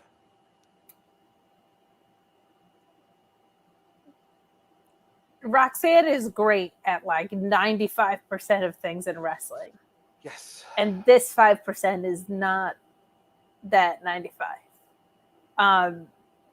And Blair Davenport, God bless her, is in the trap that Becky Lynch was in when they tried to turn her heel, where you're like, you're the bad guy and you're smarter, and I agree with everything you're saying, and I connect with your viewpoint more because it makes more sense than anything a babyface has said to me in years. And Becky found her way with it. And I think Blair Davenport's actually doing a good job of towing the line. But you got to have a counter punch for Roxanne to pull out against Blair. Yeah. And the other thing is Blair just hasn't been back very long. And the only thing that we know about her is she's been taking out bitches in the parking lot, right? Mm-hmm. So there's not even anything for you to sink your teeth into just because her character hasn't been around that long. Like, what's Roxanne even going to say if we could script something for her? This is also not how anxiety functions. Mm-mm. It doesn't turn you into Batman. Look at it. I have it. I wish it did. As someone that has anxiety, if it turned me into Batman, I'd be like, sick. Yeah. But like, I can't just like whoosh, and go to a dark place, and then the bat signal goes up, and I go beat people up, but don't kill them because I have a code of ethics. Yeah, they have a match at Great American Bash. She did say, like, ever since I lost my Northern women's title, you never did, sweetheart. You never lost it. They stripped it from you. Because you had a tough match, and collapsed afterwards, but like couldn't find anything wrong with you, so better take the title off of you. And then they never let you regain it. Like, since I lost the title, you never lost the title, sweetheart. You should be like literally just doing pop roxes to just listen. If precedent has been set, if Thea Hale can put Tiffany Stratton into Kimura and get what she wants, then you should just be hitting HBK with the pop rocks every day until he just gives you the title back, because this is dumb. All of the creative surrounding Roxanne Perez since the very instant that she had her hand raised after beating Meiko Satomura has been dog shit, and that is not at all on Roxanne Perez. Everything that has made her feel like this is like, I feel uncomfortable having to watch this obvious bright shining star muddle through this shit creative. None of it is her fault.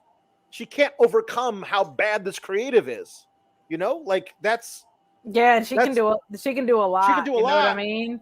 So that's not great. My white girl light is clipped off. 1 second. It takes a lot for me to not want to root for Roxanne, which is why we get so plucky baby faced to death. Right. she's one that should be it. Like that was when her and Cora were both on the face side of things, that was my concern. I feel like Cora and Roxanne are in the same track, and Roxanne has this more natural likability or innocence to her than Cora had, but Cora was a top face. They had built her out in the War Games match, and she was like this underdog face. But I was like, but that's that, like Roxanne just has that thing. And now they've kind of thrown it all away a little bit, which isn't great. But you're right in that, like, it should feel very impactful when the title gets taken away from you and then you don't win it in a multi-women match. Like, there needs to be, as much as we joke about the adversity with Cody Rhodes, if your anxiety is getting to you and this thing you worked for all your life was stripped from you, and then you tried to win it back and it was taken from you, and then you didn't win the contendership to even get back there, like, it's not going to be tastefully done because NXT is an after school special, but there's a way to tell the story of, I'm fighting my anxiety more than any opponent right now to get to this point. And then she doesn't go to a dark place, because that's not how anxiety works. She has to go to a place of strength to overcome it or whatever. Like, the build back up, I actually think Blair Davenport's the perfect foil for that. Sure. Because she's intimidating and a badass and does things that make sense and all these things. But like they've botched the downward trajectory piece of it so bad, they haven't done enough to invest me on the upswing yet. Yeah, agreed. So yeah, the I lost here. Hold on, where does it go? Okay. Tim McFall said, "I love Perez and Davenport, and their match is going to hump," which actually made this segment even worse. Because the match is going to be awesome. That match is going to be great. Yeah, match is going to be great. Yes, Alpha Bill saying, I think that they think anxiety and depression are the same thing. They're just based mental illness. Any kind of mental illness is a weakness you must overcome, and they're all the same. Because as real men, we don't have them, so we wouldn't know what they're about. But I know all the kids are talking about it now, so we should probably do a story about it, even though nobody who's writing a script has any concept of what it is because they've never seen a therapist or read any articles about it. I feel like it's pretty basic knowledge that you don't go to a dark place to get out of a dark place. like depression is the dark place. I don't want to go further there. Going further into depression doesn't make me want to fight a badass. Going further into depression makes me want to stay in bed. That's not how that goes. Yep. So I wanted to read a couple of these from before. Hey, we got we got a few disaster puns. Harley Quinn says Oppenheimer Cassidy. That is the world ending. Yeah. Lieutenant Photo says Bunker T and Corey Graves. Speaks for itself. Right there. Announce duo. Tom LaValle says arm drag takeover, Armageddon drag takeover. And MJF wins. And Lieutenant Photo also says, "It's your boys, the Doomsday." You could have even just said Doomsday Device. We would have been there, but that's true. I respect that creative effort. It's a Doomsday. Yes, it is. I miss Big E. Lord Kev says, "Just wanted to see you both smile tonight. Someone needs to check Hell's thermometer because I bet it's below freezing." Yep. Mark Quill says, "Hello, SGS. Just wanted to say hi to y'all ahead of my birthday tomorrow. Kate and Alex, you're the real champions. Good night and goodbye." Bang. Yep. Happy birthday. Happy birthday in 3 minutes Eastern time. There you go. Happy birthday. Oh no, Allie figured out her main roster name. Oh, there we go. Yeah. And they'll put the X like all badass and stuff. Anxiety. ANN, anxiety. Yeah, there you go. That's right. So hold on. Jamencito Gomez. NXT fans are the most mistreated fans in the land. Yeah, it's true. ROH is right there though. Yeah. Big old pay-per-view with Yeah. no belt. Lord Kev says, I do believe that Daphne's review of this episode was on point and accurate. When asked, she was quoted as saying, "Woof." She's such a good girl. She is. She is such a good girl. Can I tell you, I've honestly never heard this dog, and I've had her since November. She has never legitimately barked. Wow. That I've heard. She's apparently barked at the vet, but if the worst feeling in the world when you accidentally step on a dog's paw or something. Like, Yeah. But she hated the show, she told me, just with words. Of course. She was like, what is this? Yeah. Very direct. Jason PS3 says, sometimes I wonder what Roxanne versus Athena would have been like if she had stuck around in that area of, I can tell you Roxanne versus Willow was great. Got to see it. Yeah. So I wanted before we get into the main event, I wanted to send some love to our friend Aaron H, who sent in some Humper chats. So I wanted to send a positive message on tonight of all nights. Last year, I had to leave my career of 8 years after being sexually harassed. I was left in a dark place, but I'm happy to say that after a dark year, I landed a part-time job and have entered grad school to pursue my lifelong dream of being a librarian. That's awesome. That rules. Congratulations. Thank you, Alex and Kate, for being stewards to this weird community. We are nothing if not stewards. Weird. You and the SGS have been a beacon in this dark time. These are the kinds of messages that we get that never fail to blow my mind, that we are this to people. And it means more than literally anything to me. That I make the joke of, if Dominik wins the title, I'm gonna quit. I hereby tender my resignation. You know why I'll never leave? Stuff like that. It's stuff like that. Makes stuff it... like being able to be that for somebody. It's an indescribable feeling. There's no greater compliment that we could ever give. Also, I'm sorry you went through that. That's insane and awful. Horrible. But I'm glad that you landed a part-time job, and I'm glad that you're pursuing the thing you want to do. My Wednesday night co-host, Ryan, I think I'm allowed to say this because he's like out there with it now, but he is in a profession and like he's just always been really interested in history and was like, for as long as I've known him, was like, I should have been a history teacher. And you know what he's doing? He's going back and he's getting his degree. He's getting his PhD. So it's just awesome to see people tapping into the things that make them happy. You go for it, and congratulations on not letting a really awful situation stand in the way of that. That takes a lot of strength. And don't go to a dark place to move forward. That's bad advice from NXT. That's not what you need to do. Right.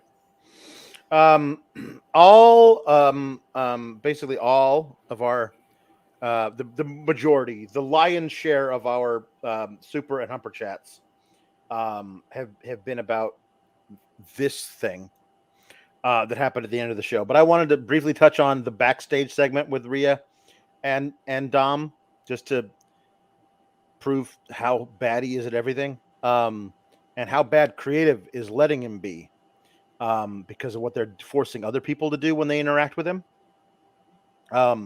Because he's backstage and Tony D'Angelo and the entire family walk by, and Tony D'Angelo is like, "Hey, Dominik, Benny the Buckle from the Yard sends his regards." And Dom's like, Benny, good guy. And then Tony leaves. And this is what I talk about when like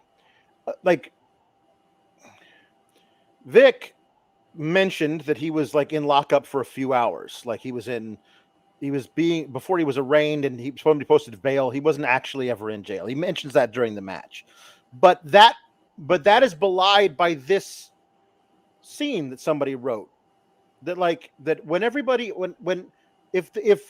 the actuality is that his character is a fraud who never actually spent time in jail, but everyone else is playing along with it to some degree. You can't have certain people play along with it. Tony D'Angelo can't play along with it like this. Tony D'Angelo was in county lockup for 2 months in Orange County, Florida. Dominik was arrested in San Diego, California. The idea that there would be a guy named Benny the Buckle who would be in both places and have known both men, there's zero way you can suspend your disbelief enough to get there. Don't have your characters say these kinds of things because it doesn't make any fucking sense.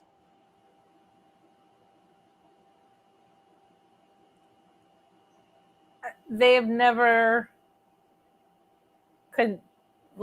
they were consistent with it in the beginning, and then they were ironic about it, and then now they're just accepting the irony as like the fact of it or whatever. However, you say Tony D'Angelo was in comedy lockup definitely sounds like an improv theater my sister would have performed at, like when she was like the comedy lockup. Yeah. Come see Zany Bill open for Daryl true. Hammond or whatever. Yeah. If I said comedy, I meant county, but that's what I yes. So now, yeah, I get it. Also, then Lyra Valkyria talks to Rhea, and she's like, "Prove that you're actually a badass, because after I said you were a badass, then you got your ass handed to you by JC Jane, and you got punked out. So are you a badass or not?" "No, I am. I am. I'll prove it to you." Nah. Like, I don't know what Lyra was being told to do there, but it didn't work out. But then she says, "Yeah, she better prove it to you. You don't want to get on mommy's wrong side."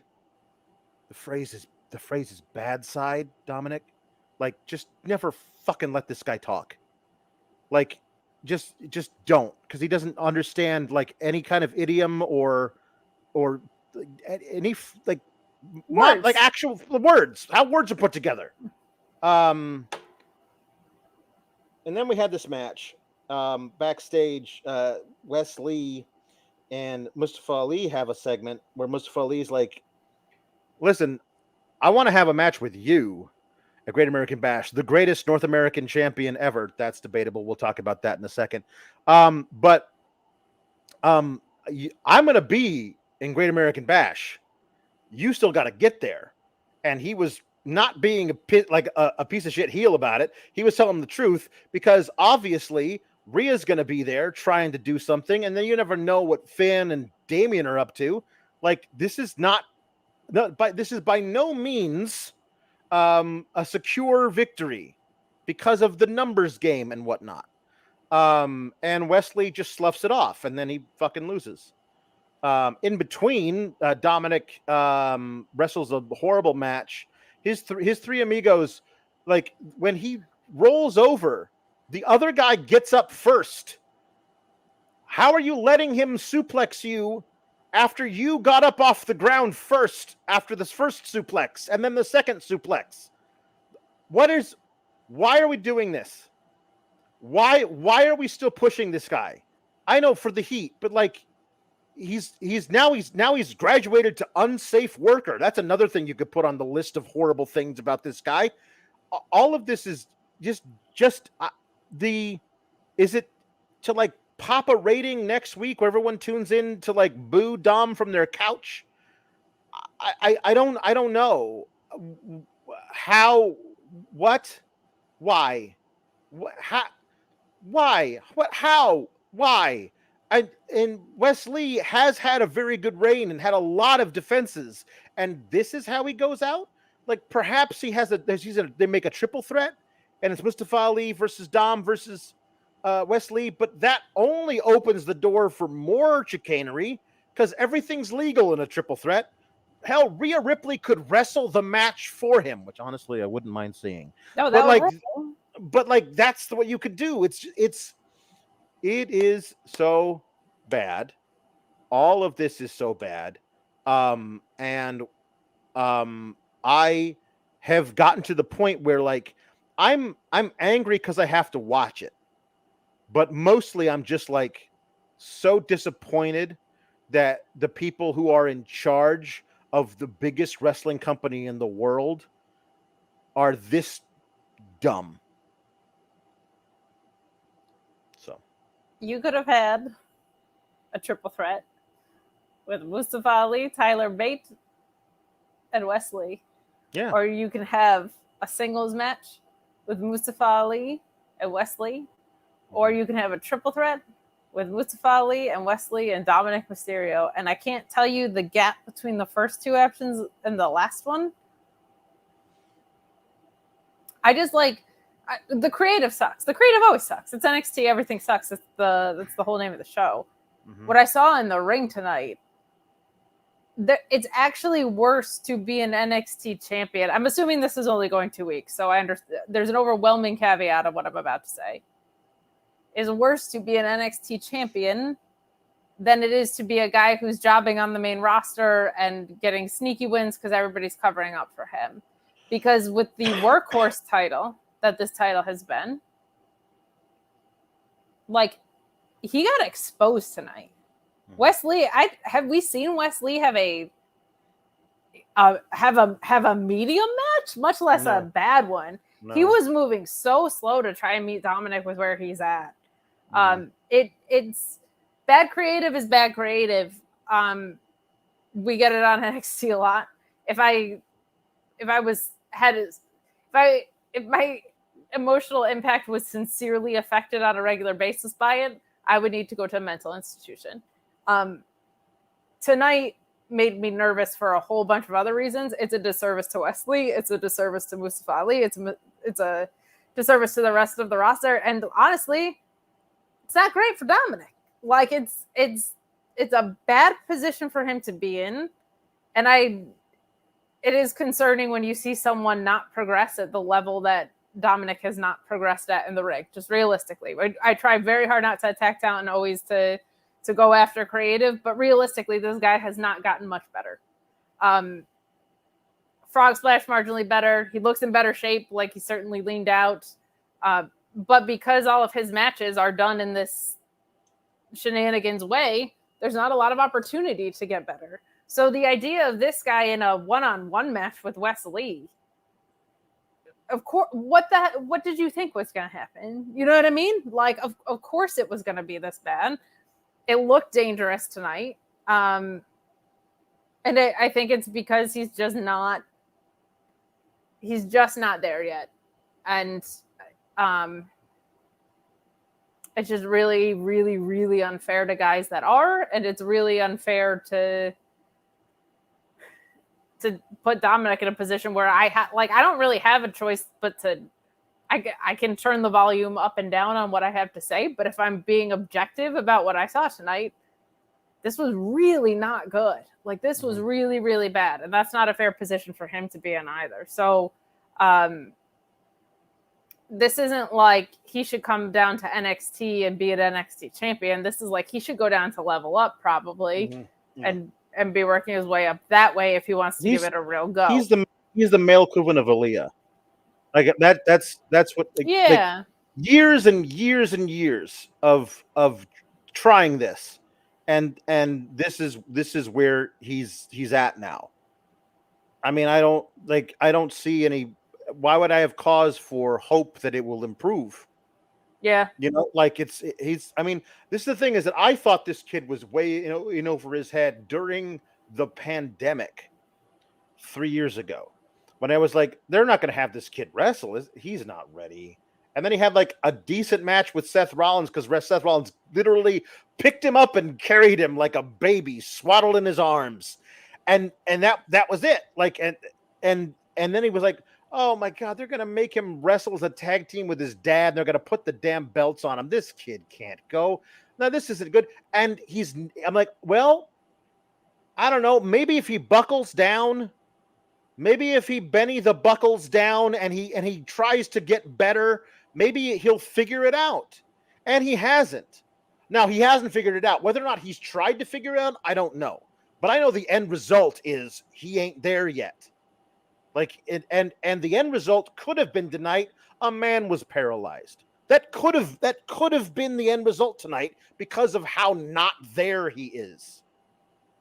Yeah, and again, like with full recognition that this is always dangerous and botches happen all the time, there's a difference between somebody making an in-ring mistake and someone just not being ready to do this. And that is what it feels like we saw tonight. And because I like to cause myself pain, Alex, and this is Sour Graps, I thought maybe you were going to no-show this show when I asked Luis to do this for us. I asked Luis again, solely because I like to emotionally harm myself, to look up the lineage of the NXT North American Championship. And here's how it went. Adam Cole, Ricochet, Johnny Gargano, a certain Dream redacted Roddy Strong, Keith Lee, Damian Priest, Johnny Gargano again, Leon Ruff, Johnny Gargano again, Bronson Reed, Swerve, Carmelo Hayes, Grimes, Hayes, Solo Sikoa, who got the belt stripped off of him because SmackDown, Lee, now Dominik.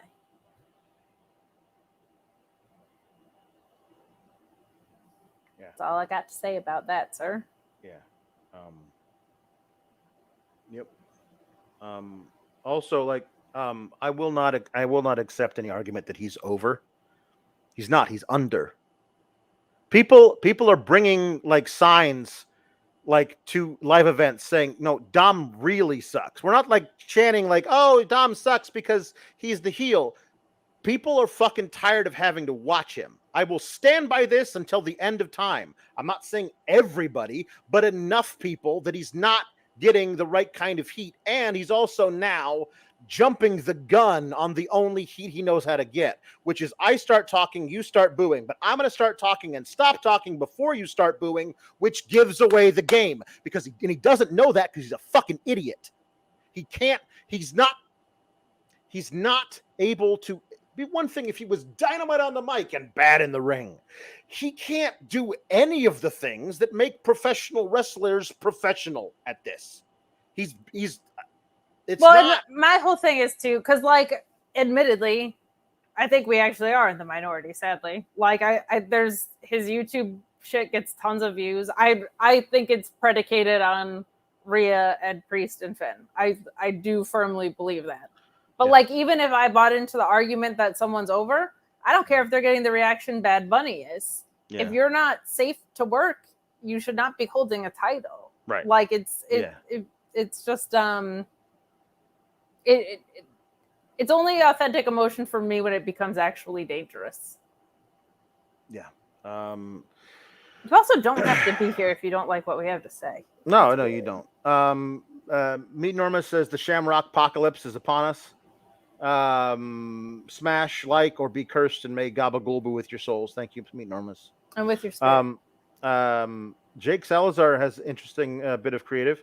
What are the odds that Priest cashes in on Dom? Because Priest once held that title.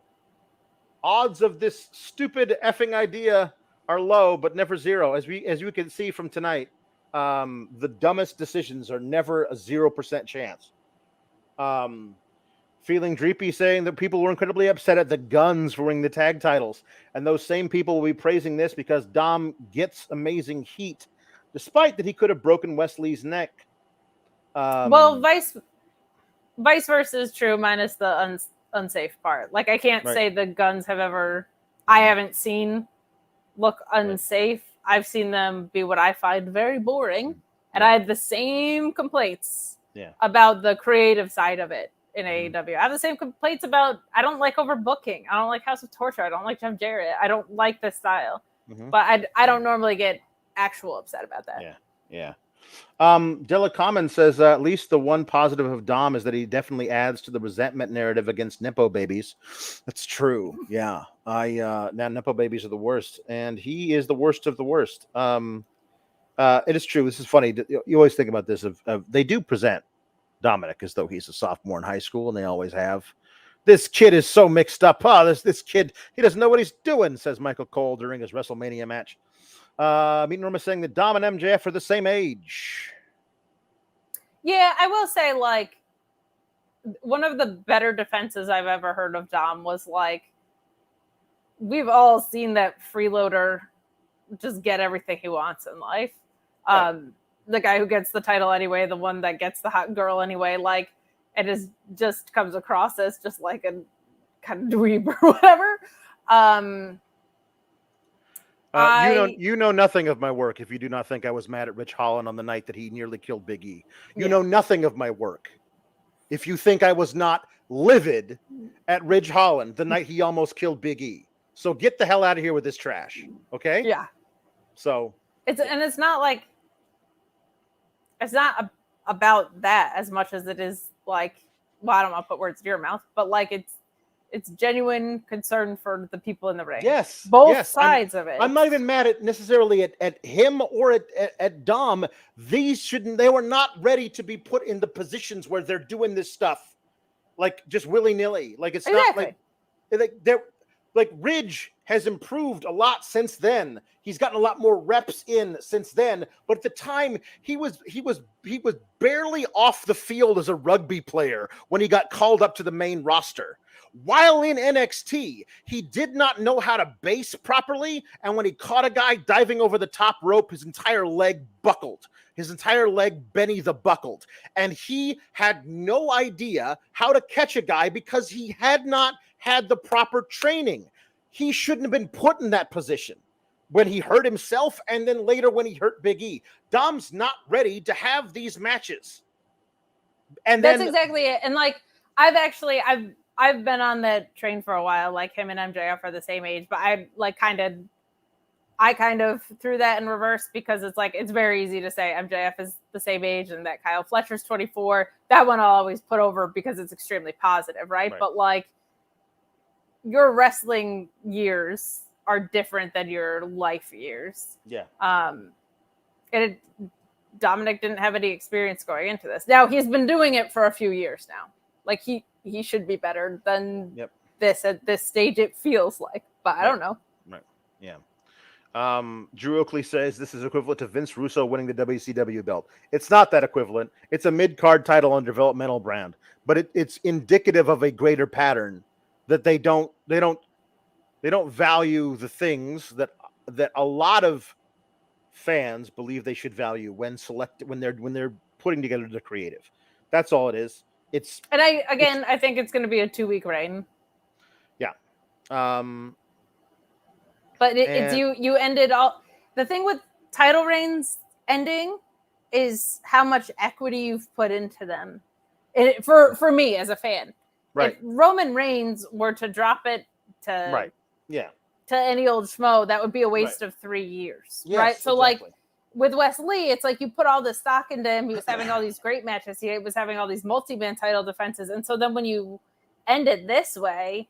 Particularly when you had Tyler Bate and Mustafa Ali right there, it's not great, you know. So it's more like from the creative standpoint, it's if you give someone a title, you're saying that's the guy on some level, the workhorse level, on the company representative level, whatever. And then when you throw that out for this, you could have just had Mustafa Ali do it if that's where we're going anyway. This doesn't need to be like a part of Dom's legacy. No. Tim McFall saying that Lee is one of the best junior heavyweights in the world, and he and Ali would have lit it up at Great American Bash.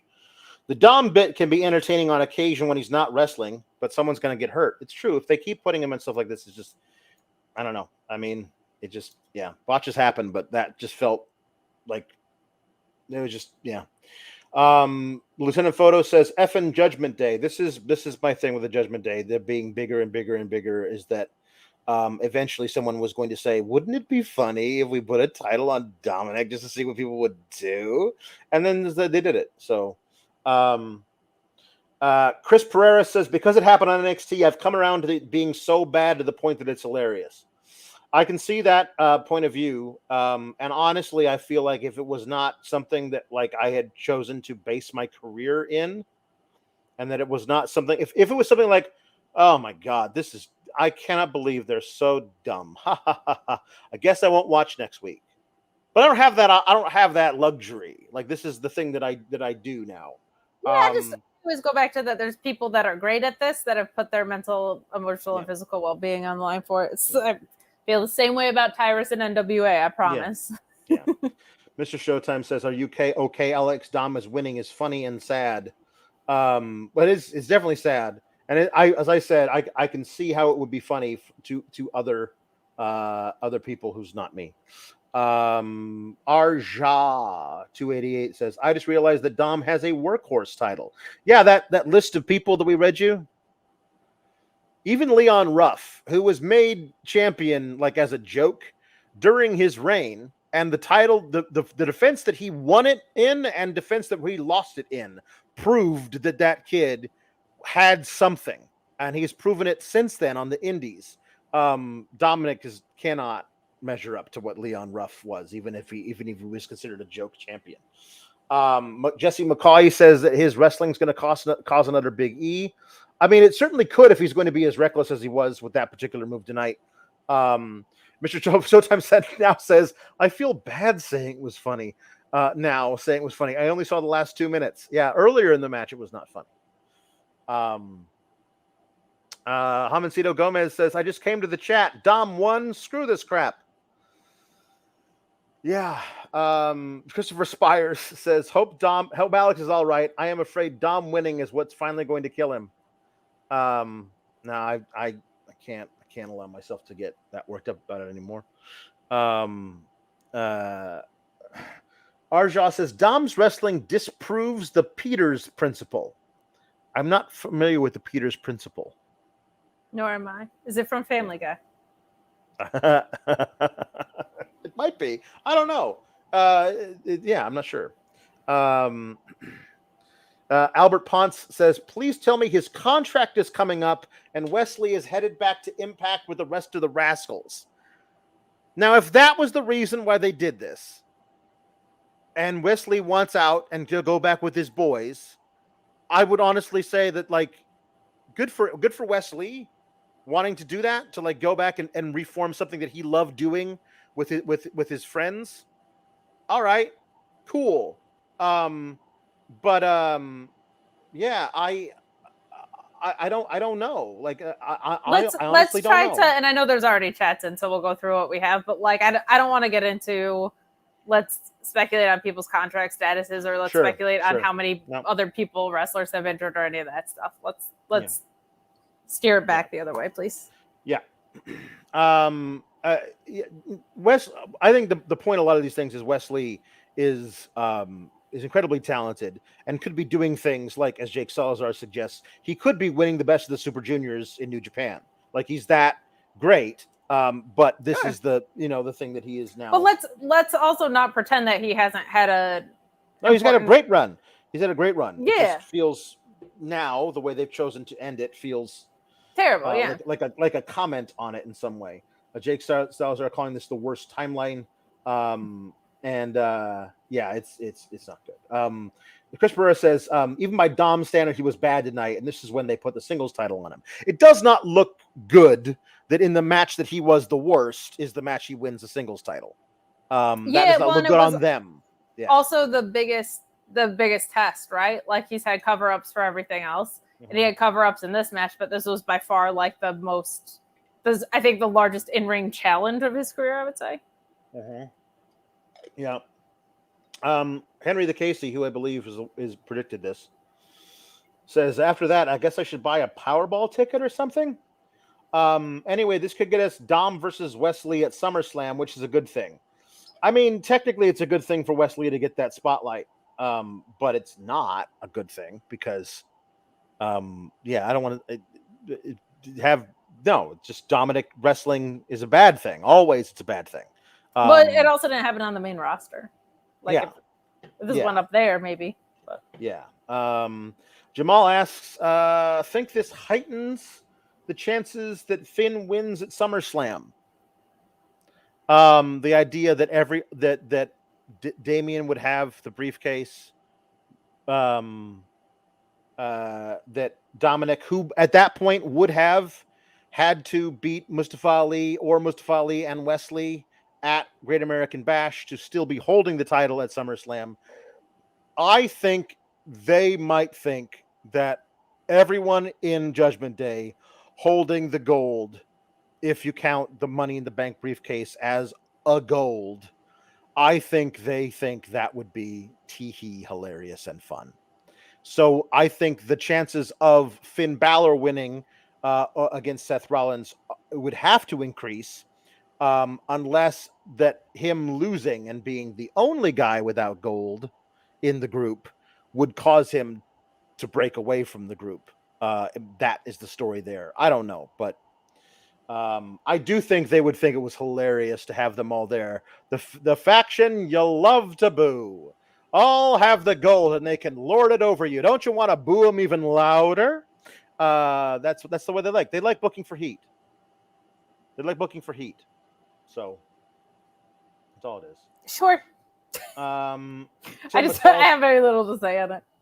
Tim McFall saying that Nick Wayne, Hook, Top Flight, Kyle Fletcher, Sky Blue, Billy Starks, I would add Daniel Garcia, are all younger than Dom and are amazing. Rhea is the same effing age. Dom can't carry their bags. He needs to go back to school if he ever actually went to school. I think a lot of it is that they continue to treat him as though he is a boy when he is a man in his now mid to late 20s. And that belies all of the how they present him. When you compare him to other people around his age, he doesn't measure up, and it does not. Regardless of whether or not he has been attempting to improve, the improvement simply is not there.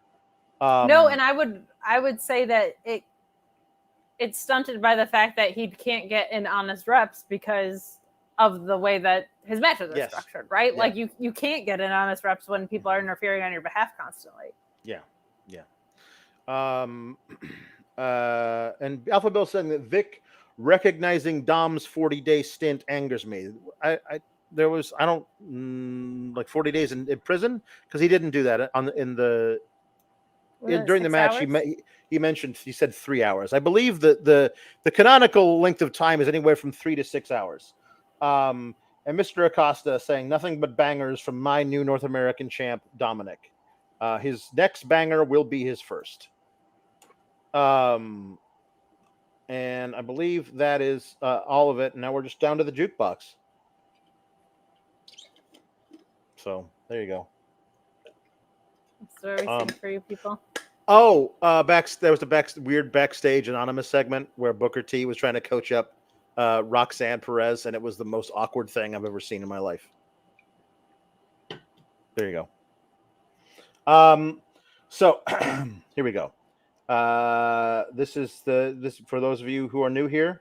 People ask us to sing in funny voices, and they pay us money to do it, and so we do. This is funny. This is funny. Lieutenant Photo says, "Can we get Linder to get the HHH to intervene?" Hello, the HHH. It's me, the Linda. Anyway, I just wanted to call and say I think you've made a very big mistake. I think you've made a very, very, very, very big mistake. And hold on, the mistake that you've made is so big. The mistake that you've made is so big. The big mistake that you've made. I just wanted to call, and I wanted to ask. Is Sean all right? Is the HBK is he all right? Because it seems like he may have had some kind of a problem down there. What are you doing? What if are you you doing have with a the problem NXT? down there, Bluechew.com Fightful. Right. So Sorry, that's true. That was Sheila decided to break in on the other line. Sheila, hang up the other line. I thought this was one of those three-way calls. I thought it was one of those where I talked to. He's got 3 H's. We have 3 phone lines. I thought that there was a phone line per H. I'm trying to talk to the HHH about the Shamrock Shake. Listen, you gotta just have Mustafa Ali win. I know you never do this, but have Mustafa Ali win a match at the Great American Bash. Thank you.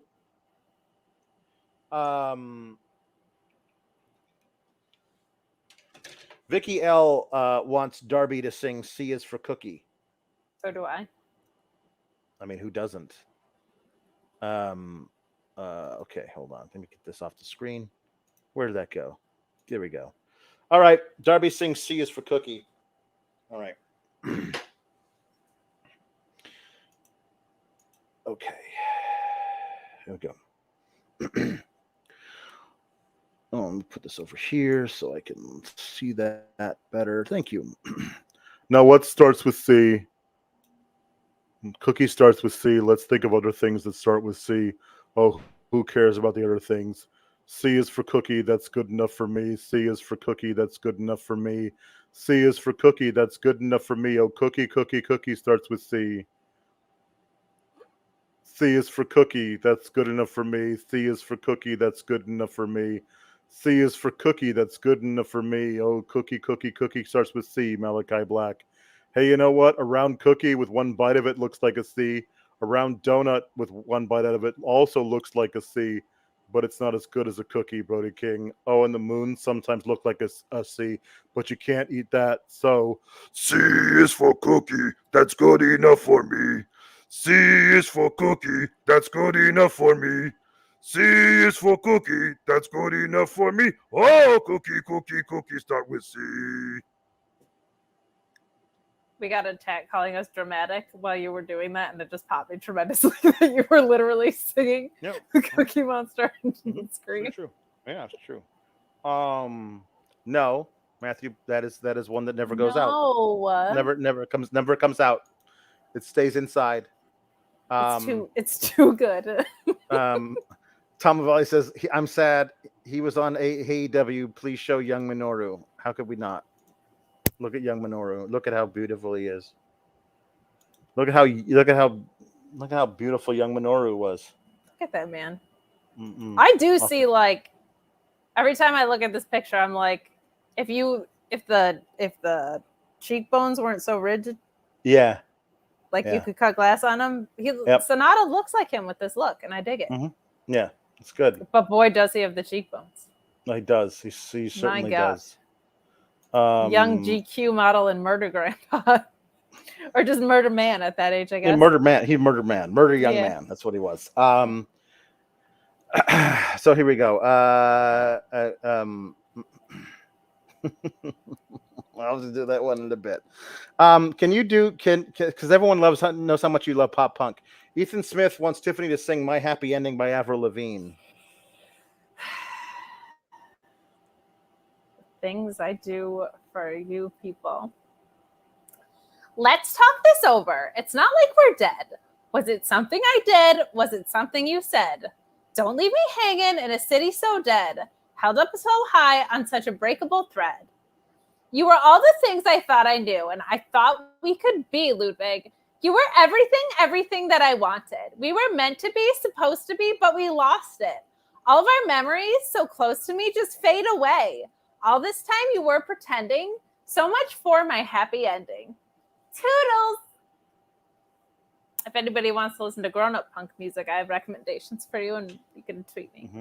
Yeah, there you go. Okay. Grown-up punk music is its own oxymoron. Don't worry about it. It's true. Feeling Dreepy says, we need something happy, so Miro sings My Way.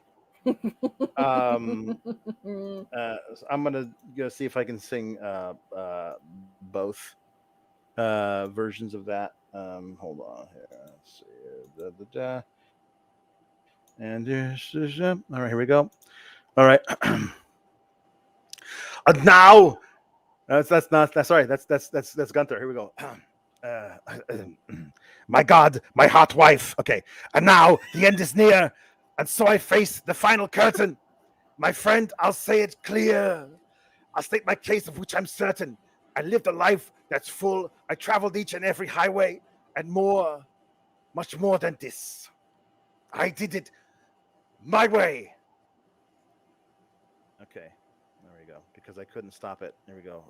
All right, here we go. Yeah, I think you're special. You do. I think you see it in your eyes. I can see it when you laugh at me, look down on me, and walk around on me. Just one more fight about your leadership, and I will straight up leave your shit. Because I've had enough of this, and now I'm pissed. Yeah. This time I'm going to let it all come out. This time I'm going to stand up and shout. I'm going to do things my way. My way. It's my way or the highway. Yeah. There we go. It was beautiful. It is. So, see, listen, Miro merges with It happens. Gunther. It's tough. It's tough. It's hard to do. So I decided I gave into it that time. I gave into it. Guys, leave a thumbs up on this video. We're trying. We are. We're really trying, man. Meet Norma says, "Did you see the Minoru on the Hey EW?" I did not see it yet, actually. I do intend to seek it out because Yes. how couldn't I? It's also RJ City's birthday. Mm-hmm.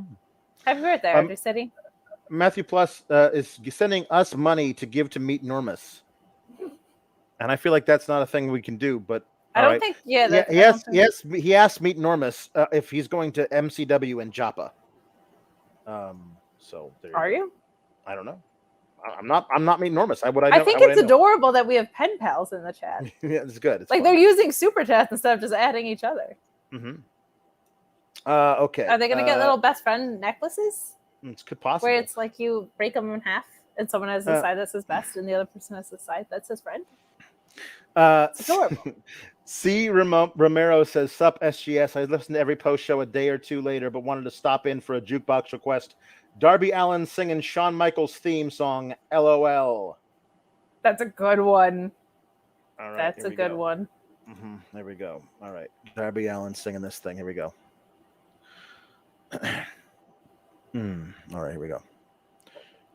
I think I'm cute. I know I'm sexy. I got the looks that drives the girls wild. I got the moves that really move them. I send chills up and down their spine. I'm just a sexy boy. I'm not your boy toy. I'm just a sexy boy, sexy boy. I'm not your boy toy. I make them hot. I make them shiver. Their knees get weak when I'm around. They see me walk. They hear me talk. I make them feel like they're Malachi Black. I'm just a sexy boy. I'm not your boy toy. I'm just a sexy boy. I'm not your boy toy. Brody King. Okay. I thought it was gonna be a sexy Brody, and then you got me with the Malachi Black. Mm-hmm. Yeah. There we go. Okay. Wow, this is interesting. Dr. Mayhem says, "Thank you for always supplying a smile and a laugh. Pop a quarter in the jukebox for Aqua's Barbie Girl as sung by the When Blank Were Men voice." I don't know how to say other things other than when something was men. So we'll figure it out. Here we go. Say it. When in doubt. Hold on. Let's see if I can get into it. When Barbies were men, I'm a Barbie girl in the Barbie world. Life in plastic, it's fantastic. You can brush my hair, undress me everywhere. Imagination, life is your creation. That's not going to work, but I am going to do Matt Riddle and Drew McIntyre. Here we go. Come on, Barbie, let's go party. I'm a Barbie girl in a Barbie world. Life in plastic. It's fantastic, bro. You can brush my hair, undress me everywhere. Imagination. Life is your creation, Randy. There we go. Thank you. Come on, Barbie. Let's go party. I'm just waiting for Ludwig. No. Sorry. Not happening. It's not going to happen. So then Vicky wants... so typical you. It's typical. Darby sings "I'm Still Standing" by Elton John. I'm so sorry for both of you having to moderate this awful NXT show. Love you both. Hopefully things will get better and soon, or HBK should be out of here. That's not going to happen. But shout out to Luis, who's the one moderating it. We're just talking. No, I guess he means like having to cover this the NXT. Yeah. And I appreciate it, but let's be clear. On a night like tonight, Luis's job is the hardest. True. Here we go. Chat was lit. Here we go. Yeah. Here we go.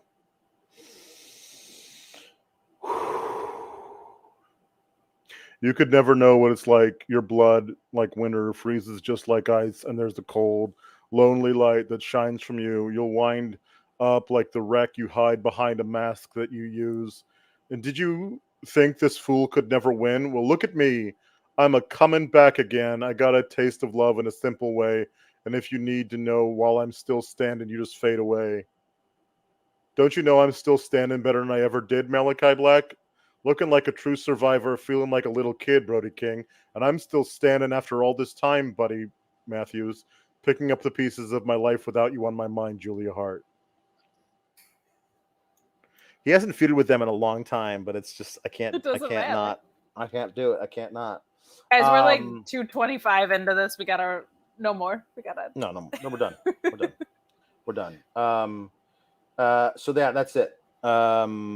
Well, we can do the rest of the ones that are there, but okay, yeah, that was like last call. We're capped. Last call. Closing time. Mm-hmm. CO wants Imperium to sing "Rough Stuff," the theme from Mr. Nanny.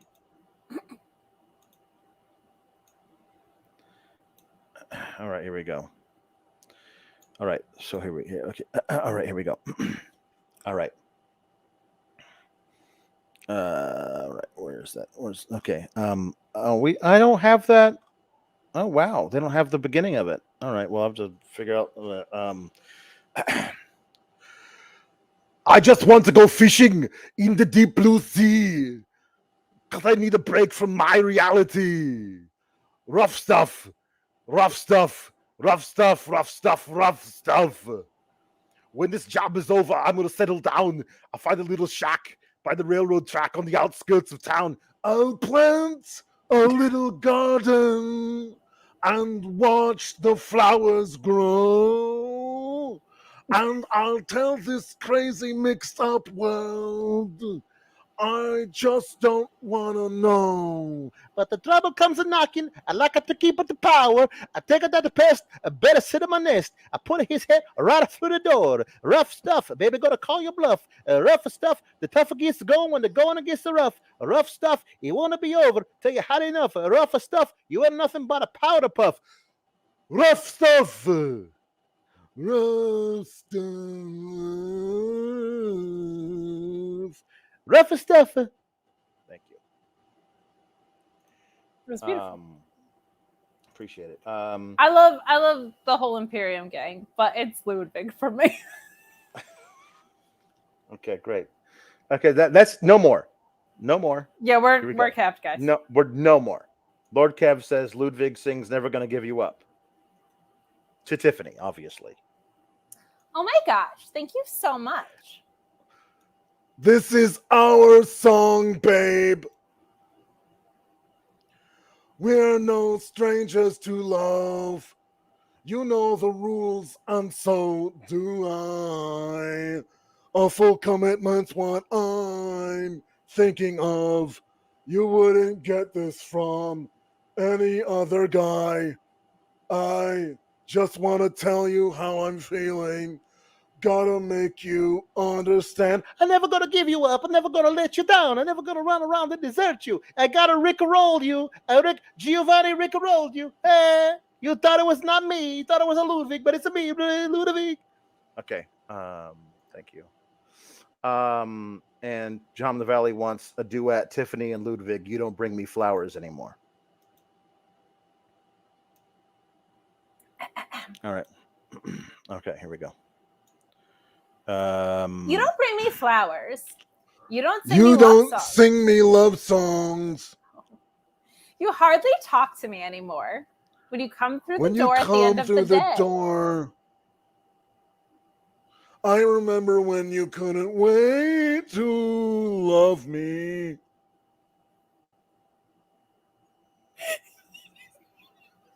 It's fine. You say hate to leave me. Now, after loving me late at night. When it's good for you, babe, and you're feeling all right, will you just roll over and you turn out the light? And you don't bring me flowers anymore. Don't bring me flowers anymore. That's enough of that. I don't know that song. And I'm okay with it because we just did the best rendition there will ever be of it. All right, everybody. Thank you for being here. Everything sucks. Never more than tonight. You guys are the greatest, though, and we'll see you next week for better or worse. Oh God, we're in a marriage with this thing. We are. We can't leave now. In sickness and in health, and this friggin' thing is on its deathbed, and we are not allowed to leave. But we'll always have the cattle tutelation. Toodles. Keep cool, gabagools.